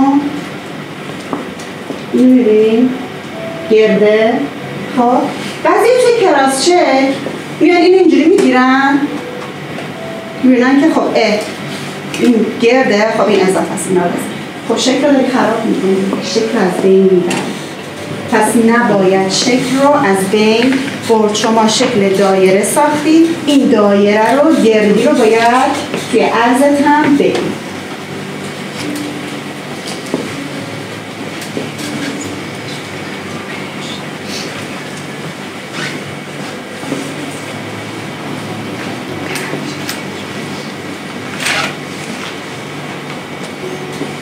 بچه به قسمت بالا که میرسیم دیگه صاف جدا نکنیم. از اینجا که میاد خودش گرد میشه سعی کنیم همین حالت گردی سر رو بریده سر رو بریم. سکشنایی که ما از پایین جدا کردیم افقی بود دیگه. خب ولی وقتی میرسیم به کراون داره میاد دوباره یه قوس جدید شروع میشه، سکشنایی که جدا میکنیم دیگه سعی کنید نیم دایره کروی شکل جدا بکنید.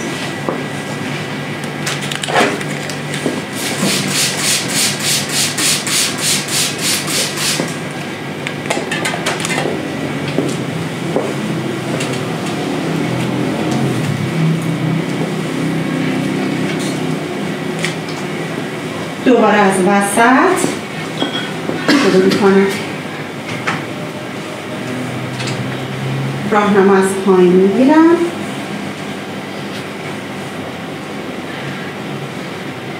ببین 90 اینجا میشه کجا؟ دستم باید بیاد بالاتر. ببینید دست من باید بیاد بالاتر. این اضافه ها رو میذارم بریزه. دقیقاً یه لایه قبلش من راهنما میخوام.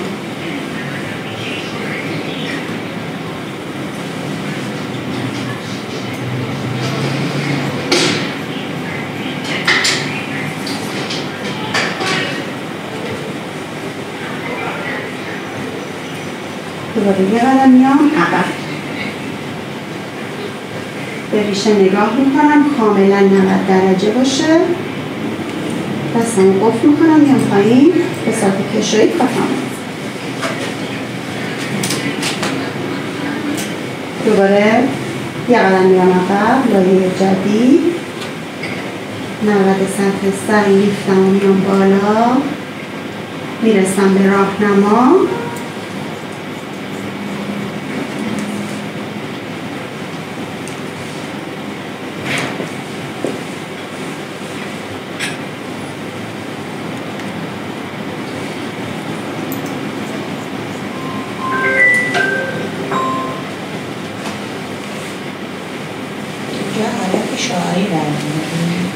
نه خیلی نه. اگه اون روش اولی که تقسیم بندی که بهتون گفتم پشت کامل میریزه پایین اونو شاهی برمیدارم، چون میاد یه مرکز تشکیل میده اینجا از این بالا شروع میکنم اونو شاهی برمیدارم.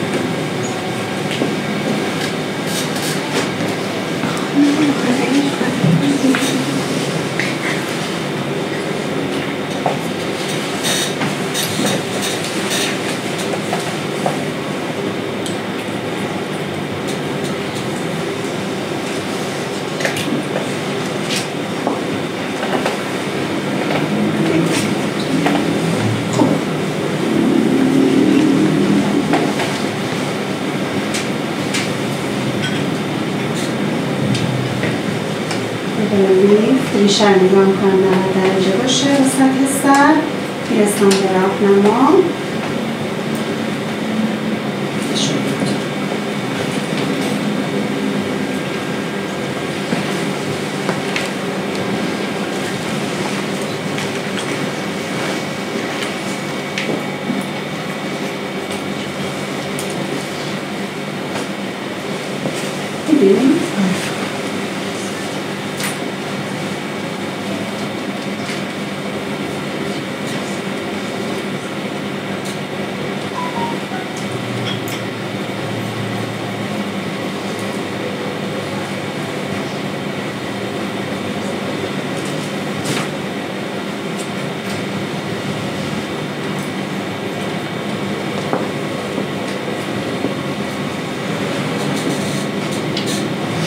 ببینید گردی رو ببین اینجا کوتاه‌تر شد، اینجا بلندتر، اینو به صورت گرد به هم دیگه وصل شد.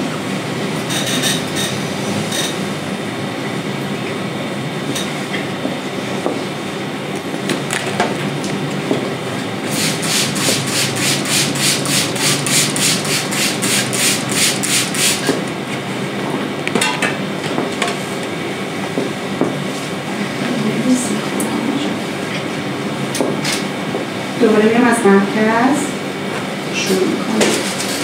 90 اینجا میره کجا؟ بگذارم بالا.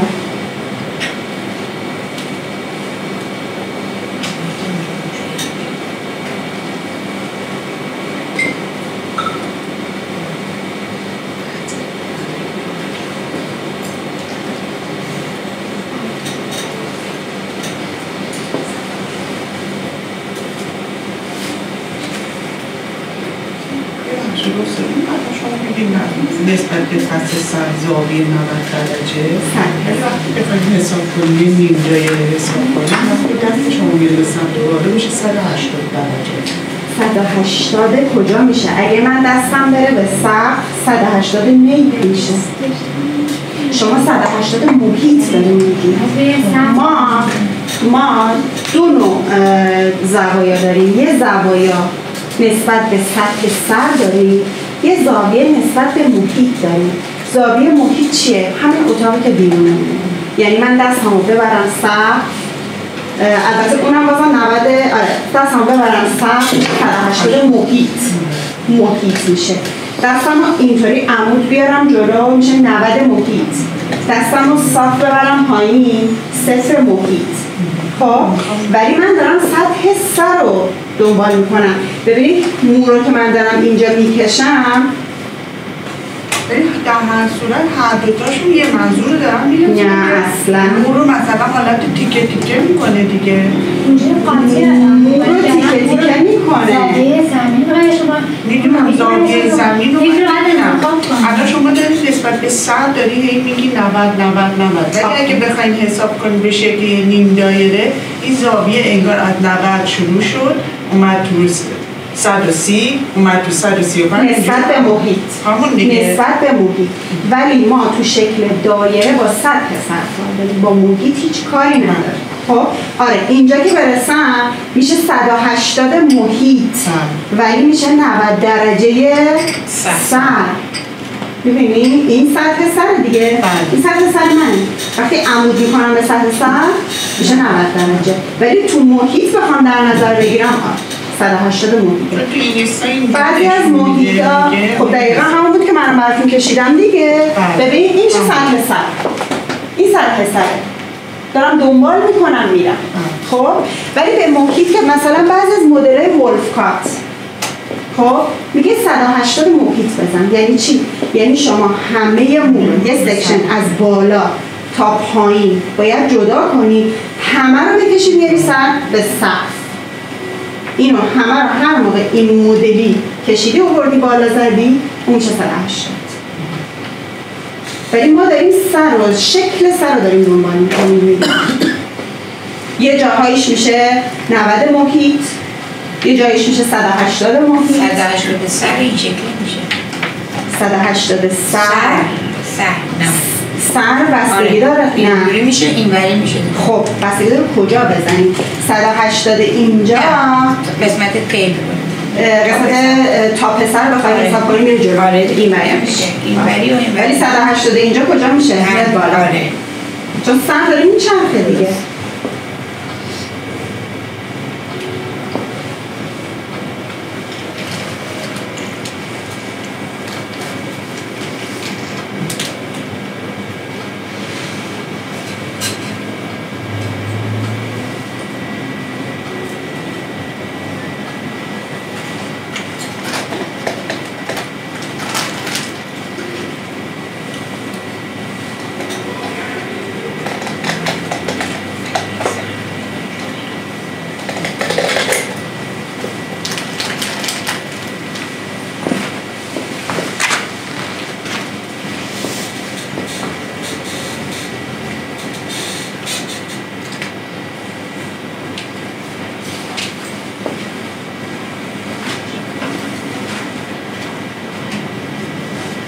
ببین اینقدر بلند بود خوردی بالا. ببین من کجا اومدیم. حالا شما فرض کن طرف موهاش اینجاست دیگه 2-3 سانت هم بزن. شما 2-3 سانت هم میزنی شروع کنی به خورد کردن. این خوردی میاد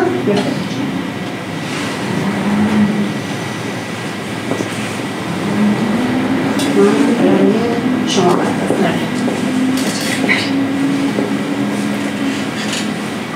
برنامه اصلا خط راهنماش میشه همون خط ماه خودش، این اصلا خیلی از پایین واسه آره تعیین ارتفاعش میشه ماه خودش.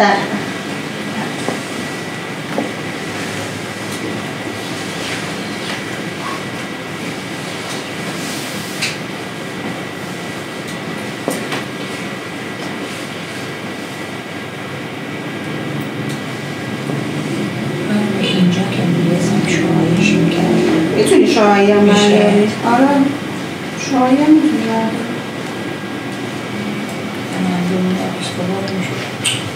نه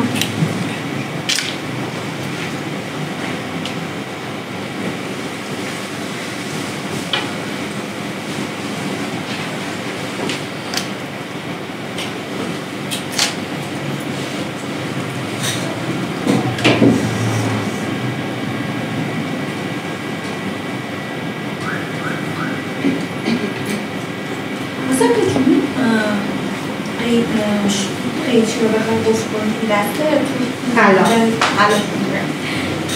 تو سختای قدیمی هم این کارو میکردن.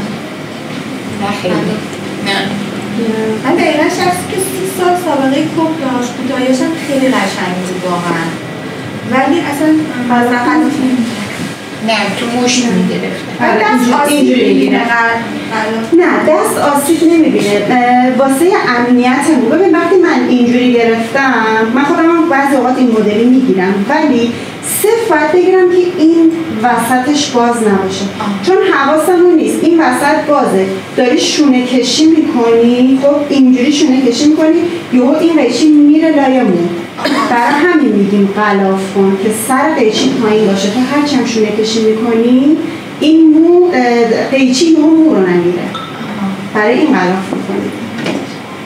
ولی اگه این سمتی هم میگیری سفت بگیریش، یعنی اینجا رو به دستت فشار بدی، اینم فشار بدی که سرش قفل باشه، اوکی. خب ببینید قسمت پشتمون تموم شد. حالا میخوام برم تا پسر بزنم. تا پسر میخوام بزنم، راهنما کجا بگیرم؟ از یه لایه قبلش.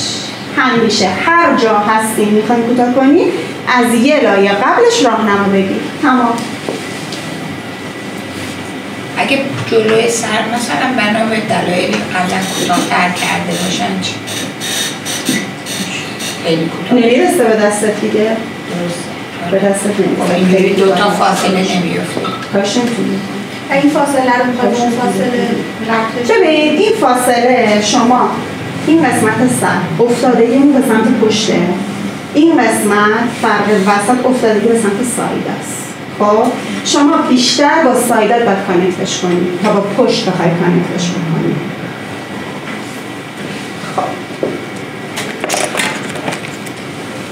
این که جلوی موش حالت چتری کوتاه داره که اینجا داره، این مردم چتری اصلا آخر سر میزنی، نمیاد تو دستمون دیگه، نمیاد تو راه هم ولش کنیم، میافته خودش. در صورت این تاپ بالای سر باید اون نتیکه‌ای که اینجا هست با پشت هم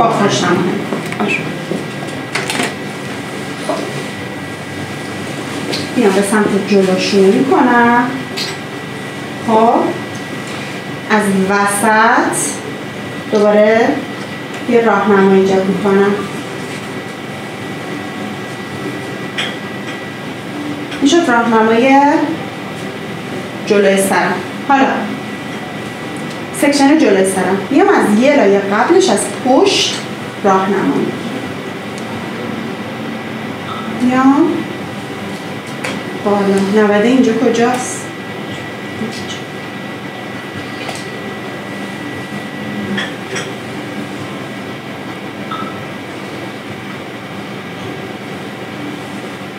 دستم قفل میکنم میارم پایین. حالا دوباره ادامه میدم میرم جلو. الان ببین ایشون خودش موهاش کوتاه کرده جلوشون، ببینی میریزه تا جایی که به من جا میده من کوتاه میکنم، یعنی همین دیگه کاری با اونایی که میریزه ندارم. اگر موقت میداد میمدم 90 اینجا میزدم، 90 اینجا میزدم، 90 اینجا میزدم، 90 اینجا میاد. خب اگه بخوایم کانکت کنیم نمیتونیم یکم شیبشه بدیم به جلو. به کجا کانکت کنیم؟ پشت رو؟ آره به جلو که خب مثلث میشه. یعنی تو بیاید پشت رو دایره بزنید جلو تو مثلث بزن. یه ذره خوب نمیشه. راهنمام ایجاد شد. دوباره یه لایه جدا میکنم. یه لایه هم هست.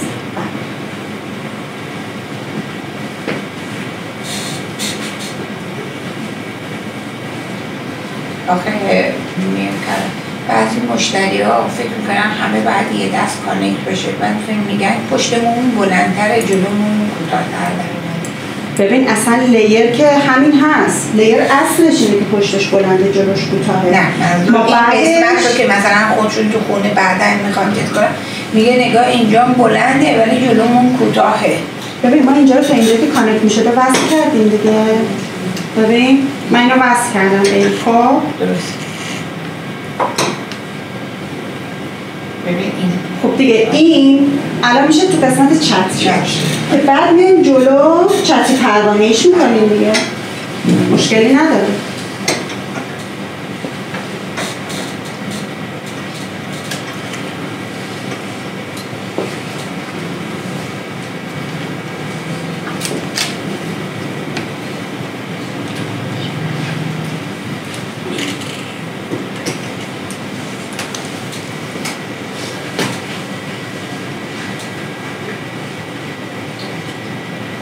این راهنمامه. اینم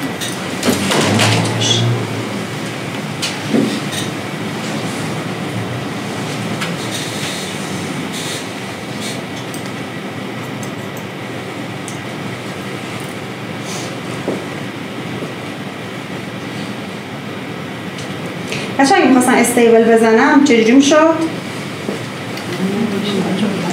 آها توی دایره که استیبل نمیزنیم خب چون مثلث استیبل میزنیم ولی برای اینکه این تفاوتش رو کامل بفهمیم استیبل یعنی که من این راهنمایی که اینجا درست کردم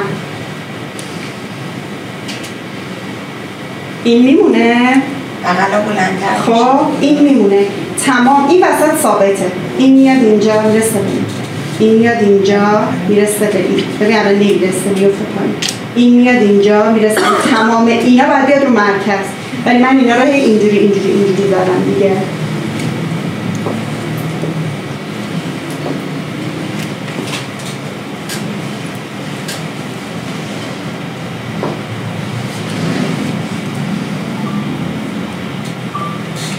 سکشن آخرم راهنما رو میبینم کوتاه. خب یه سمتش رو زدم میرم سمت دیگه.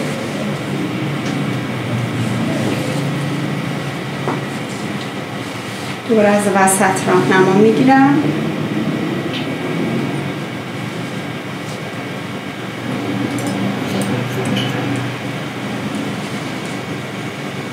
دوباره یه لایه جدا میکنم با راهنمای سکشن قبل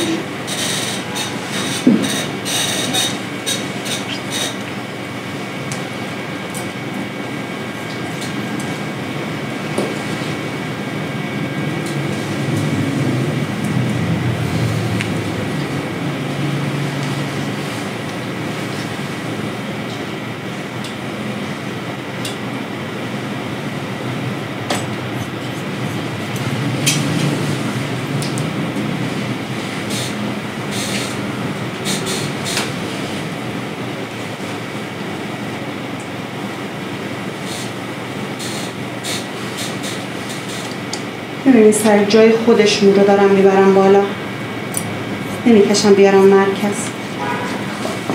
بالای سرم هم زدم الان ببین اینا میفته عقب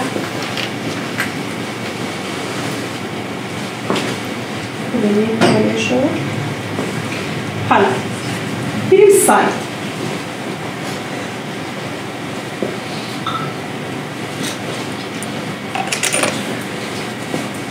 سایدم رو دوباره سکشن های عمودی جدا میکنم. راه هم از کجا میگیرم؟ حالا نه پشت گوش یه لایه عقب. همیشه راهنماهامون رو از یه لایه قبل میگیریم هر جا که باشیم.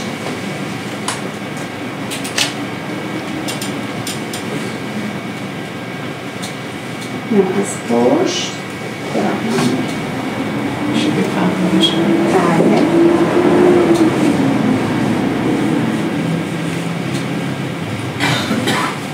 نودش کجاست؟ الان 90 این قسمت با 90 محیط هم یکیه. دو تا دسته نمی‌کنیم چون خیلی دراز. دو بار تو 2 مرحله بزنیم.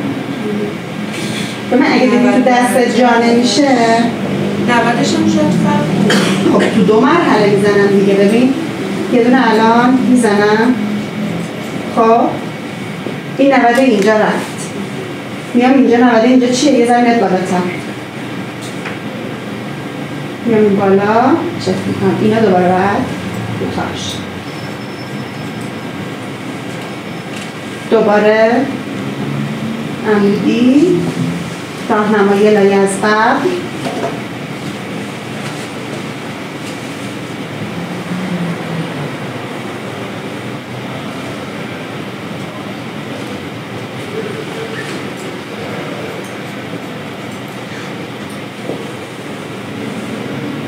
دوباره 90 سر چه بکنم یک روفه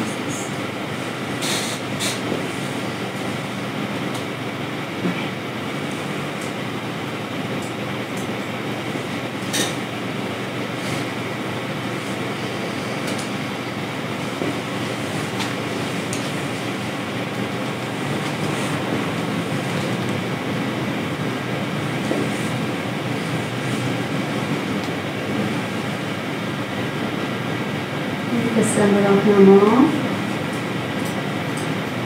یه مرحله اینجا میزنم، یه مرحله دوباره 90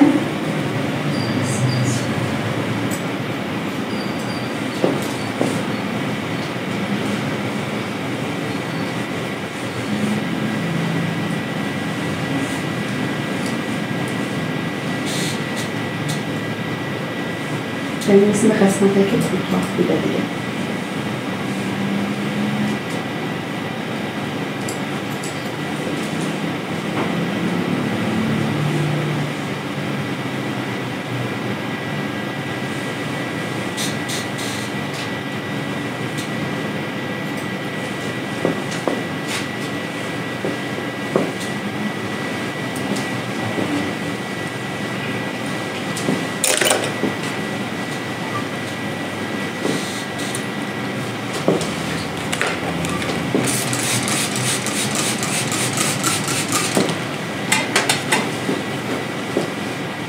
دوباره میام یه سکشن عمودی جدا میکنم، راهنما از یه لایه قبلش میگیرم، این شد راهنما. چون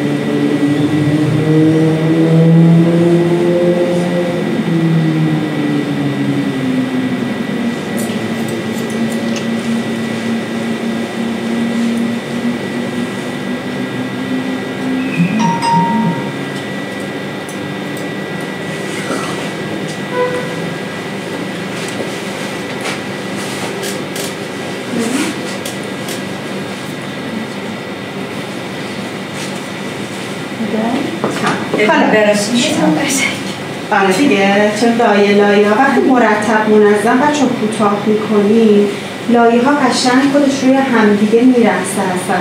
نگاه کن. بعد از جلو هم که بندازی جلو هم که میگذی خوب گرده. حالا مشتری میگه من میخوام چتری پروانه‌ای بزنم، میگه حالا پشته بلند باشه، یعنی همین قدی که هستش فقط فرمش بده. خب برای چتری زدم دوباره لاین پروفایلمون رو باز میکنیم. خب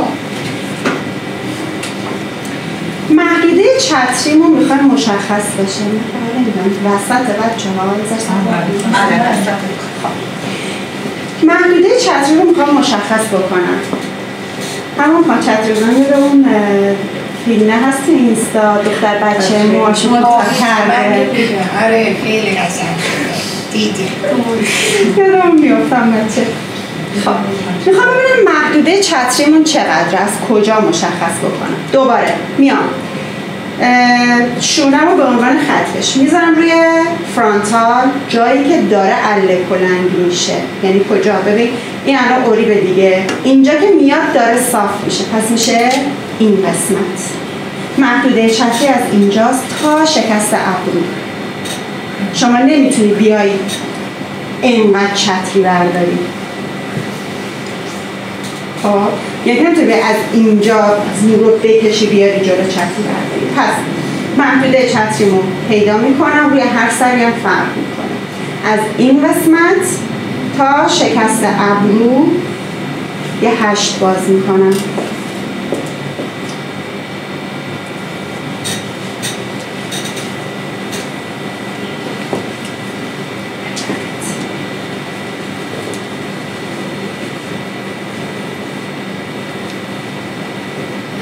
شکست ابرو میشه در 8 نه انتهای ابرو خیلی میشه، این تا اینجاها باید بیاری چتری. مثلا بچه میشی. ببین این میشه تکرار کنیم این میشه.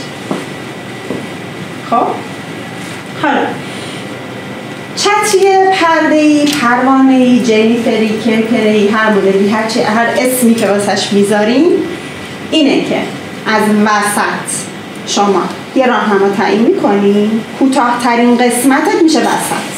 خب این کوتاه‌تره باید بیاد وصل شه به این پهلوها.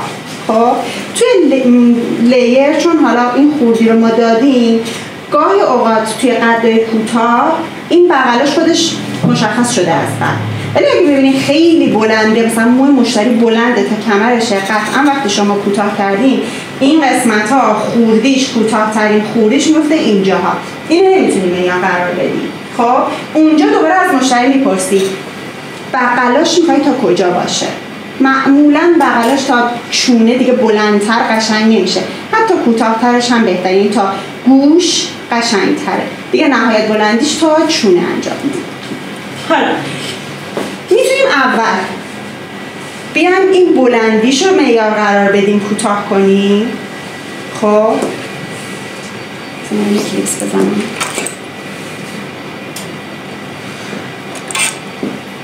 بغلاشو من تو چونه فرض میکنم، یعنی اینا رو گوشی اینا رو تا چونه فرض میکنم. اول میام یه خط صاف تا چونه میزنم.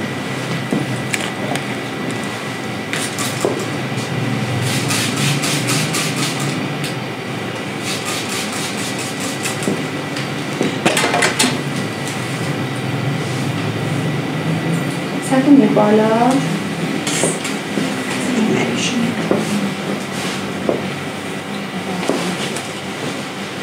اول من میام اینو تا اینجا قدش رو تعیین میکنم میزن. خب قد کلش بیا بزن.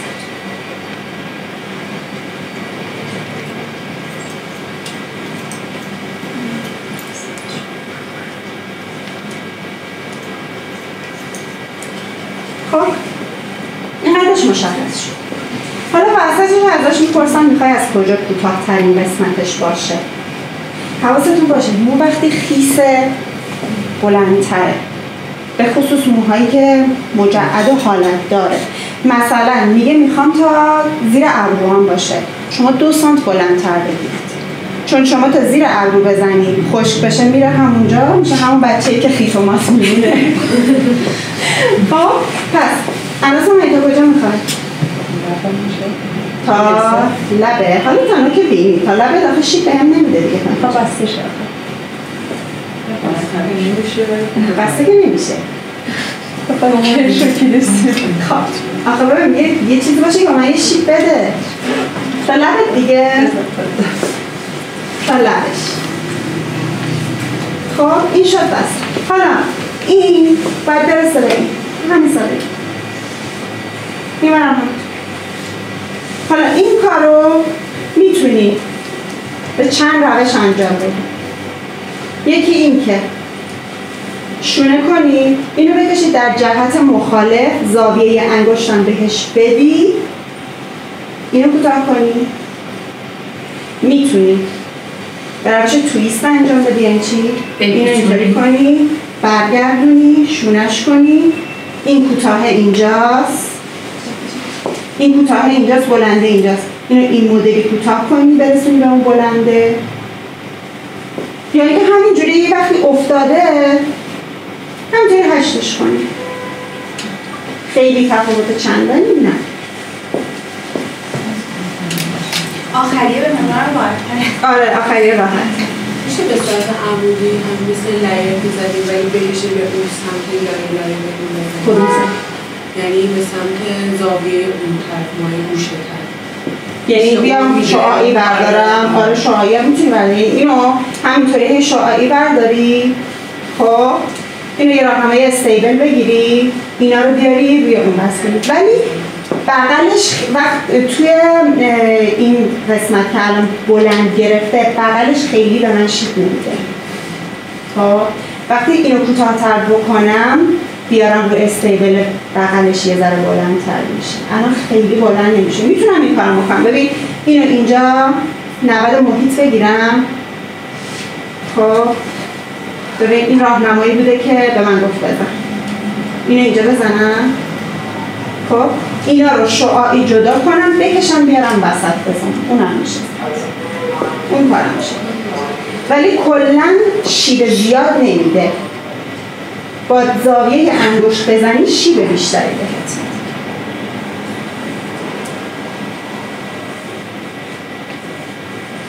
میارم اینجا.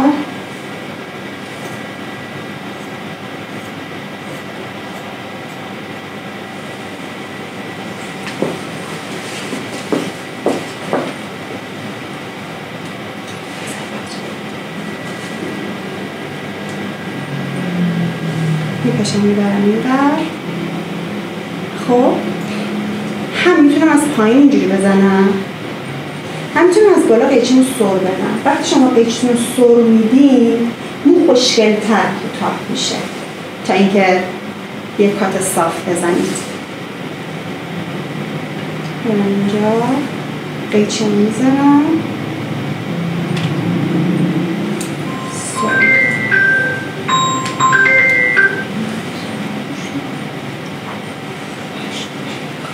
حالا برای اینکه خوشگل‌تر وایسته یه مقدارم تکسچرش میکنم. یعنی چی؟ یعنی حالت پیتاژ مانند پوینت کاتی میرم توش، دیپ پوینت کات میرم. بعد برای پشتش پیتاژ نکردیم اصلش همینه؟ نه انجام میدیم پیتاژ بعد از برشینگ. اصلا بدون پیتاژ که خوشگل نمیشه، مو سنگینه. پیتاژ فقط زمانی که مو فوق‌العاده نرم و نازک و گربه‌ای و کم حجم انجام ندید. در این صورت به خصوص لیر و موهای سنگین اصلا پیتاژ نشه این مو سنگین میخوره رو هم، اون رقص مو رو شما اصلا نمیبینید. خب من اینجا دیدم این جلویی مثلا کوتاه کنن مثل شما گرفتن ولی میگفتن فرقتون از کدوم من باز خب کلش رو میگفتن خلافه. آفرین اون مال فرق کجه، این فرق وسطه. خب شما وقتی فرقتون به یه سمت تمایل داره، یعنی مشتری میگه که من اصلا فرق وسط باز نمی‌کنم هیچ وقت. خب فقط میدم سمت راست، میدم سمت چپ، اونو باید بپرسیم ازش. ولی ما اینجا اومدیم فرق وسط زدیم، چتری پروانه‌ای یا کرکره‌ای فرق وسط باز میشه. این اگه تو سایز، یعنی تو همین سایزی که ما زدیم اینم میتونه کج بده ها، ولی خب فرق وسطش خوشگل میشه. تمام. ما برای براشینگ چیزی که مهمه انتخاب سایز برسمون هستش. ما وقتی که مدل موی کوتاهی رو داریم براشینگ میکنیم هیچ وقت نباید سایز برسمون بلند باشه، بزرگ باشه. چجوری سایز رو تشخیص بدم؟ من میام مو رو توی برس میندازم. حالا این مو که بلنده اصلا، حالا فکر کنید که یه ذره سایزش کوتاه‌تره. میندازم توی ریشه. اگه این ادامه برس، خب ادامه مو گرد شد رفت زیر برس، یعنی سایزی که انتخاب کردم درسته. ولی اگه این مو قدش انقدر بود اینطوری سیخونکی وایساد، به هیچ عنوان نباید از این برس استفاده بکنید. براشینگتون قشنگ نمیکنه. این مو وقتی که براشینگ میکنی اینجوری رو به عمودی وای میسه. پس حتما باید مو دور برستون قلاب بشه. واسه لیر از سایز 45 به بالا استفاده میکنیم. من سایز 45 دارم استفاده میکنم. تو براشینگ نم مو رو میگیریم. خب یعنی 80% نم مو رو شما باید بگیرید. مو رو خشک نمی کنیم، خیسم براشینگ نمی کنیم. چرا؟ چون یه تایم زیادی از من میگیره تا من بیام این خیسی مو رو بگیرم، تازه بعد بیام استایلش بدم. پس قبل از اینکه براشینگم رو شروع بکنم سری سشوارم رو باز میکنم، با باد گرم سشوار به خصوص ریشه ها و کف سر رو خشک میکنم. سشوارتون به هیچ عنوان دور گردنتون نمیندازین، به خاطر اینکه اتصابی بکنه، جرقه بزنه، آتیش بگیره. اولین جایی که میسوزه گردن و موهای شماست. پس به هیچ عنوان سشوار دور گردن نمیره. و اینکه سشوارتون رو خاموش روشن نمی‌کنید حین براشینگ، به موتور سشوار آسیب میزنه. از اول سشوار روشن تا آخر روی بیشترین درجه دما و بیشترین پرتاب باد. خب این هنوز ترانسه، بعد روشن شه. برای براشینگ اونم تقسیم بندی می‌کنیم. کلا توی حرکات مدرن همه چیز باید با تقسیم بندی باشه، یعنی فله‌ای ما اصلا کار نمی‌کنیم. تقسیم بندی براشینگ معمولا سایدا رو جدا می‌کنیم.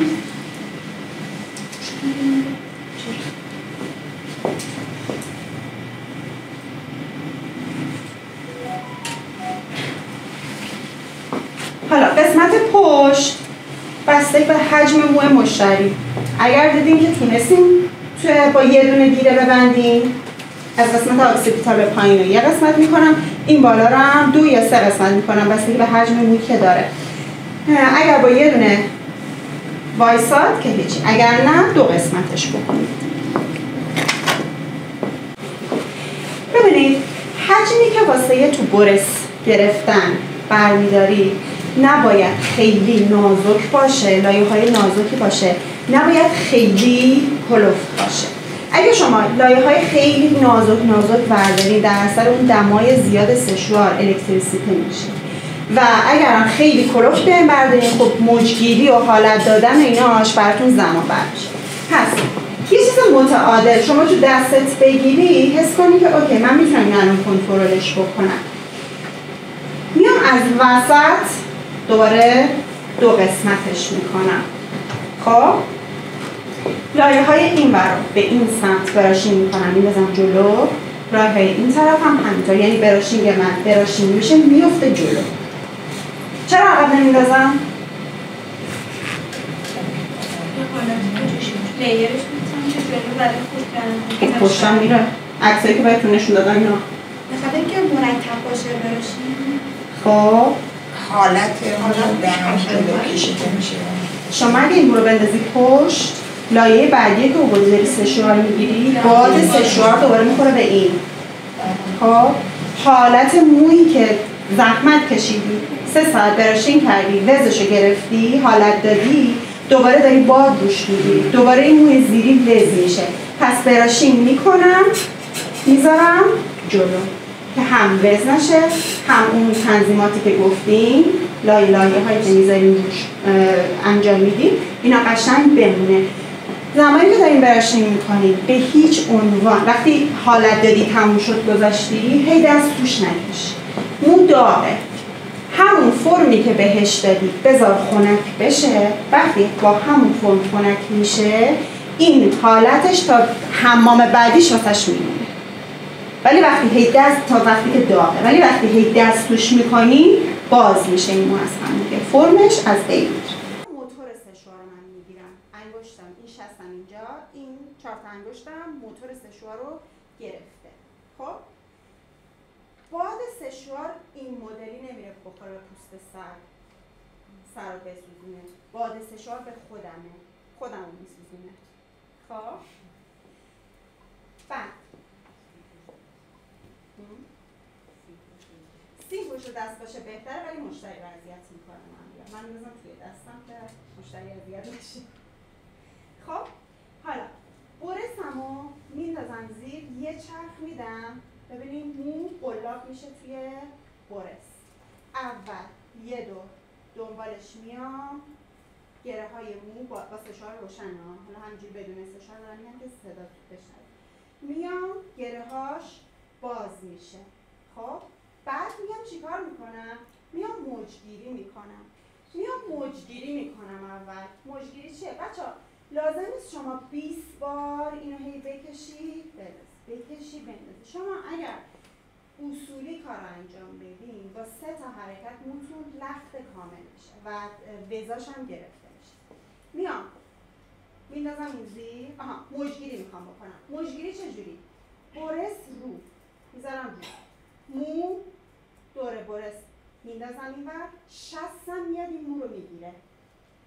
خب شست من این مو رو میگیره، از اینجا از ریشه سریع رد میشم، نگه نمیدارم پوست سرش بسوزه ها، سریع رد میشم اینو 2-3 بار اینطوری میکنم دیگه. اینو دنبالش میام، همینو دنبالش میام تا برسم به پایین. یه چیزی که خیلی انجام میدن، میان اینجا اینطوری ول میکنن، این مو دوباره پریشون میشه، وز میشه. مو رو ول نکنید هیچ وقت. انگشت رو قفل میکنی، دنبالش میای، میگیرم با این دستم، دوباره میگیرمش، ول نمیکنم. مویی که خیلی وزه، خیلی فره، از 4 جهت باید وزگیری بشه. رو، سمت راست، سمت چپ، دوباره بالا، این زیر مو. وزگیری رو انجام میدم، وزگیریم تموم شد، میخوام پایین رو حالت بدم. دوباره حرکتمون همه از ریشه شروع میشه. میندازم توی ریشه، یه چرخ میزنم، قلاب میشه. میام میرسم اینجا. این مو باید دور برسه پیچیده شده باشه. خب نه اینکه این مدلیا 3 دور پیچیده باشه، نه. یعنی ته مو رو من اینجا ببینم، یه دور کامل دور این زده باشه. خب همینجا مدام حرکت میکنه دست من، حرکت میکنه. اوایلش من به بچه‌ها میگم تو دلتون تا 20 بشماریم، تا 30 بشماریم. خب نگه نمیدارم ثابت اینطوری، حالت نمیگیره، فر میشه فقط. مدام حرکت میدم، میچرخونم، میارم پایین، دوباره ببین یه دوری میچرخه میره بالا، دوباره میاد پایین. انگشت من ببینید، یه دور میچرخونم میرم بالا، میام پایین، دوباره میچرخونم میرم بالا، میام پایین. این حرکت رو انجام میدم. 20 بار که این حرکت رو انجام دادم، حالا یا باد سرد میگیرم بهش، دوباره همین حرکت رو انجام میدم، یا اینکه سشوار میگیرم کنار، بدون سشوار این حرکت رو انجام میدم که از اون داغیش بیافته. از داغیش که افتاد، دوباره با دستم میگیرم به همون حالت اینا میذارم اینجا. بدون بادم حالت باید تکسچر بشه. تکسچر یعنی چی؟ پیتاژ یعنی بیایم به مو بافت میدیم. خب این مویی که الان اینجا خط قیچی داره، این خط قیچی ها باید از بین بره، این مو خوشگل بره تو همدیگه محو بشه. هم میتونیم با قیچی معمولی به صورت پوینت کات تکسچر کنید. پوینت کات یعنی چی؟ یعنی من الان میام این لایه رو میگیرم، خب شروع میکنم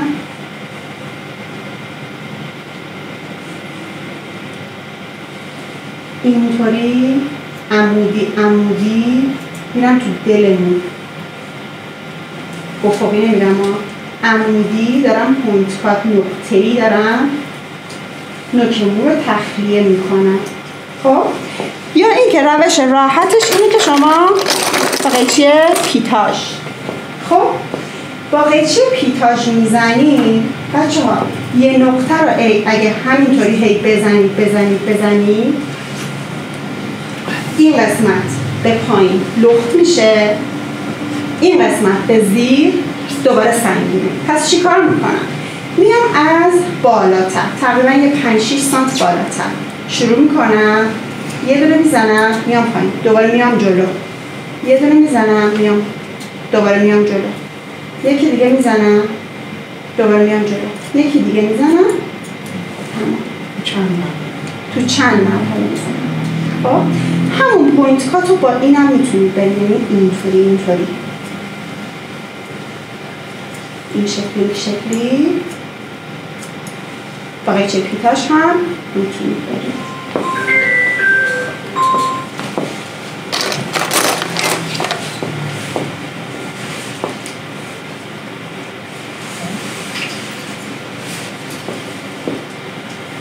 لایه جدا میکنم، میام به سمت صورت، ببینید یه سانت میام جلو که بیرسم به نوکم.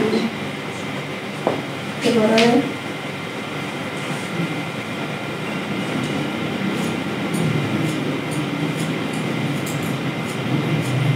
با توی خیسی انجام بدیم، یه بار بعد از ورشنگ انجام بدیم. ولی وقتی مو نرماله بعد از ورشنگ انجام بدیم، رد قیچی رو دارم میبینم، مو رو دارم سبک میکنم.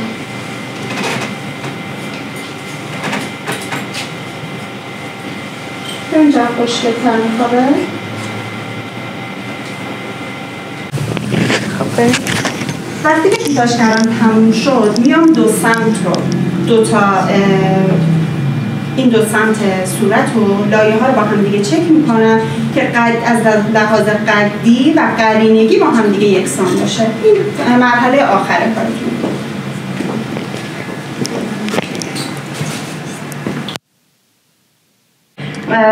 شونم پلاستیک الکتریسیته دوباره ایجاد میکنه. برای اینکه این خورده موها بریزه، از کرم موی مات، کرم مویی که چرب نکنه استفاده کنید. یه مقدار توی کف دستتون بریزید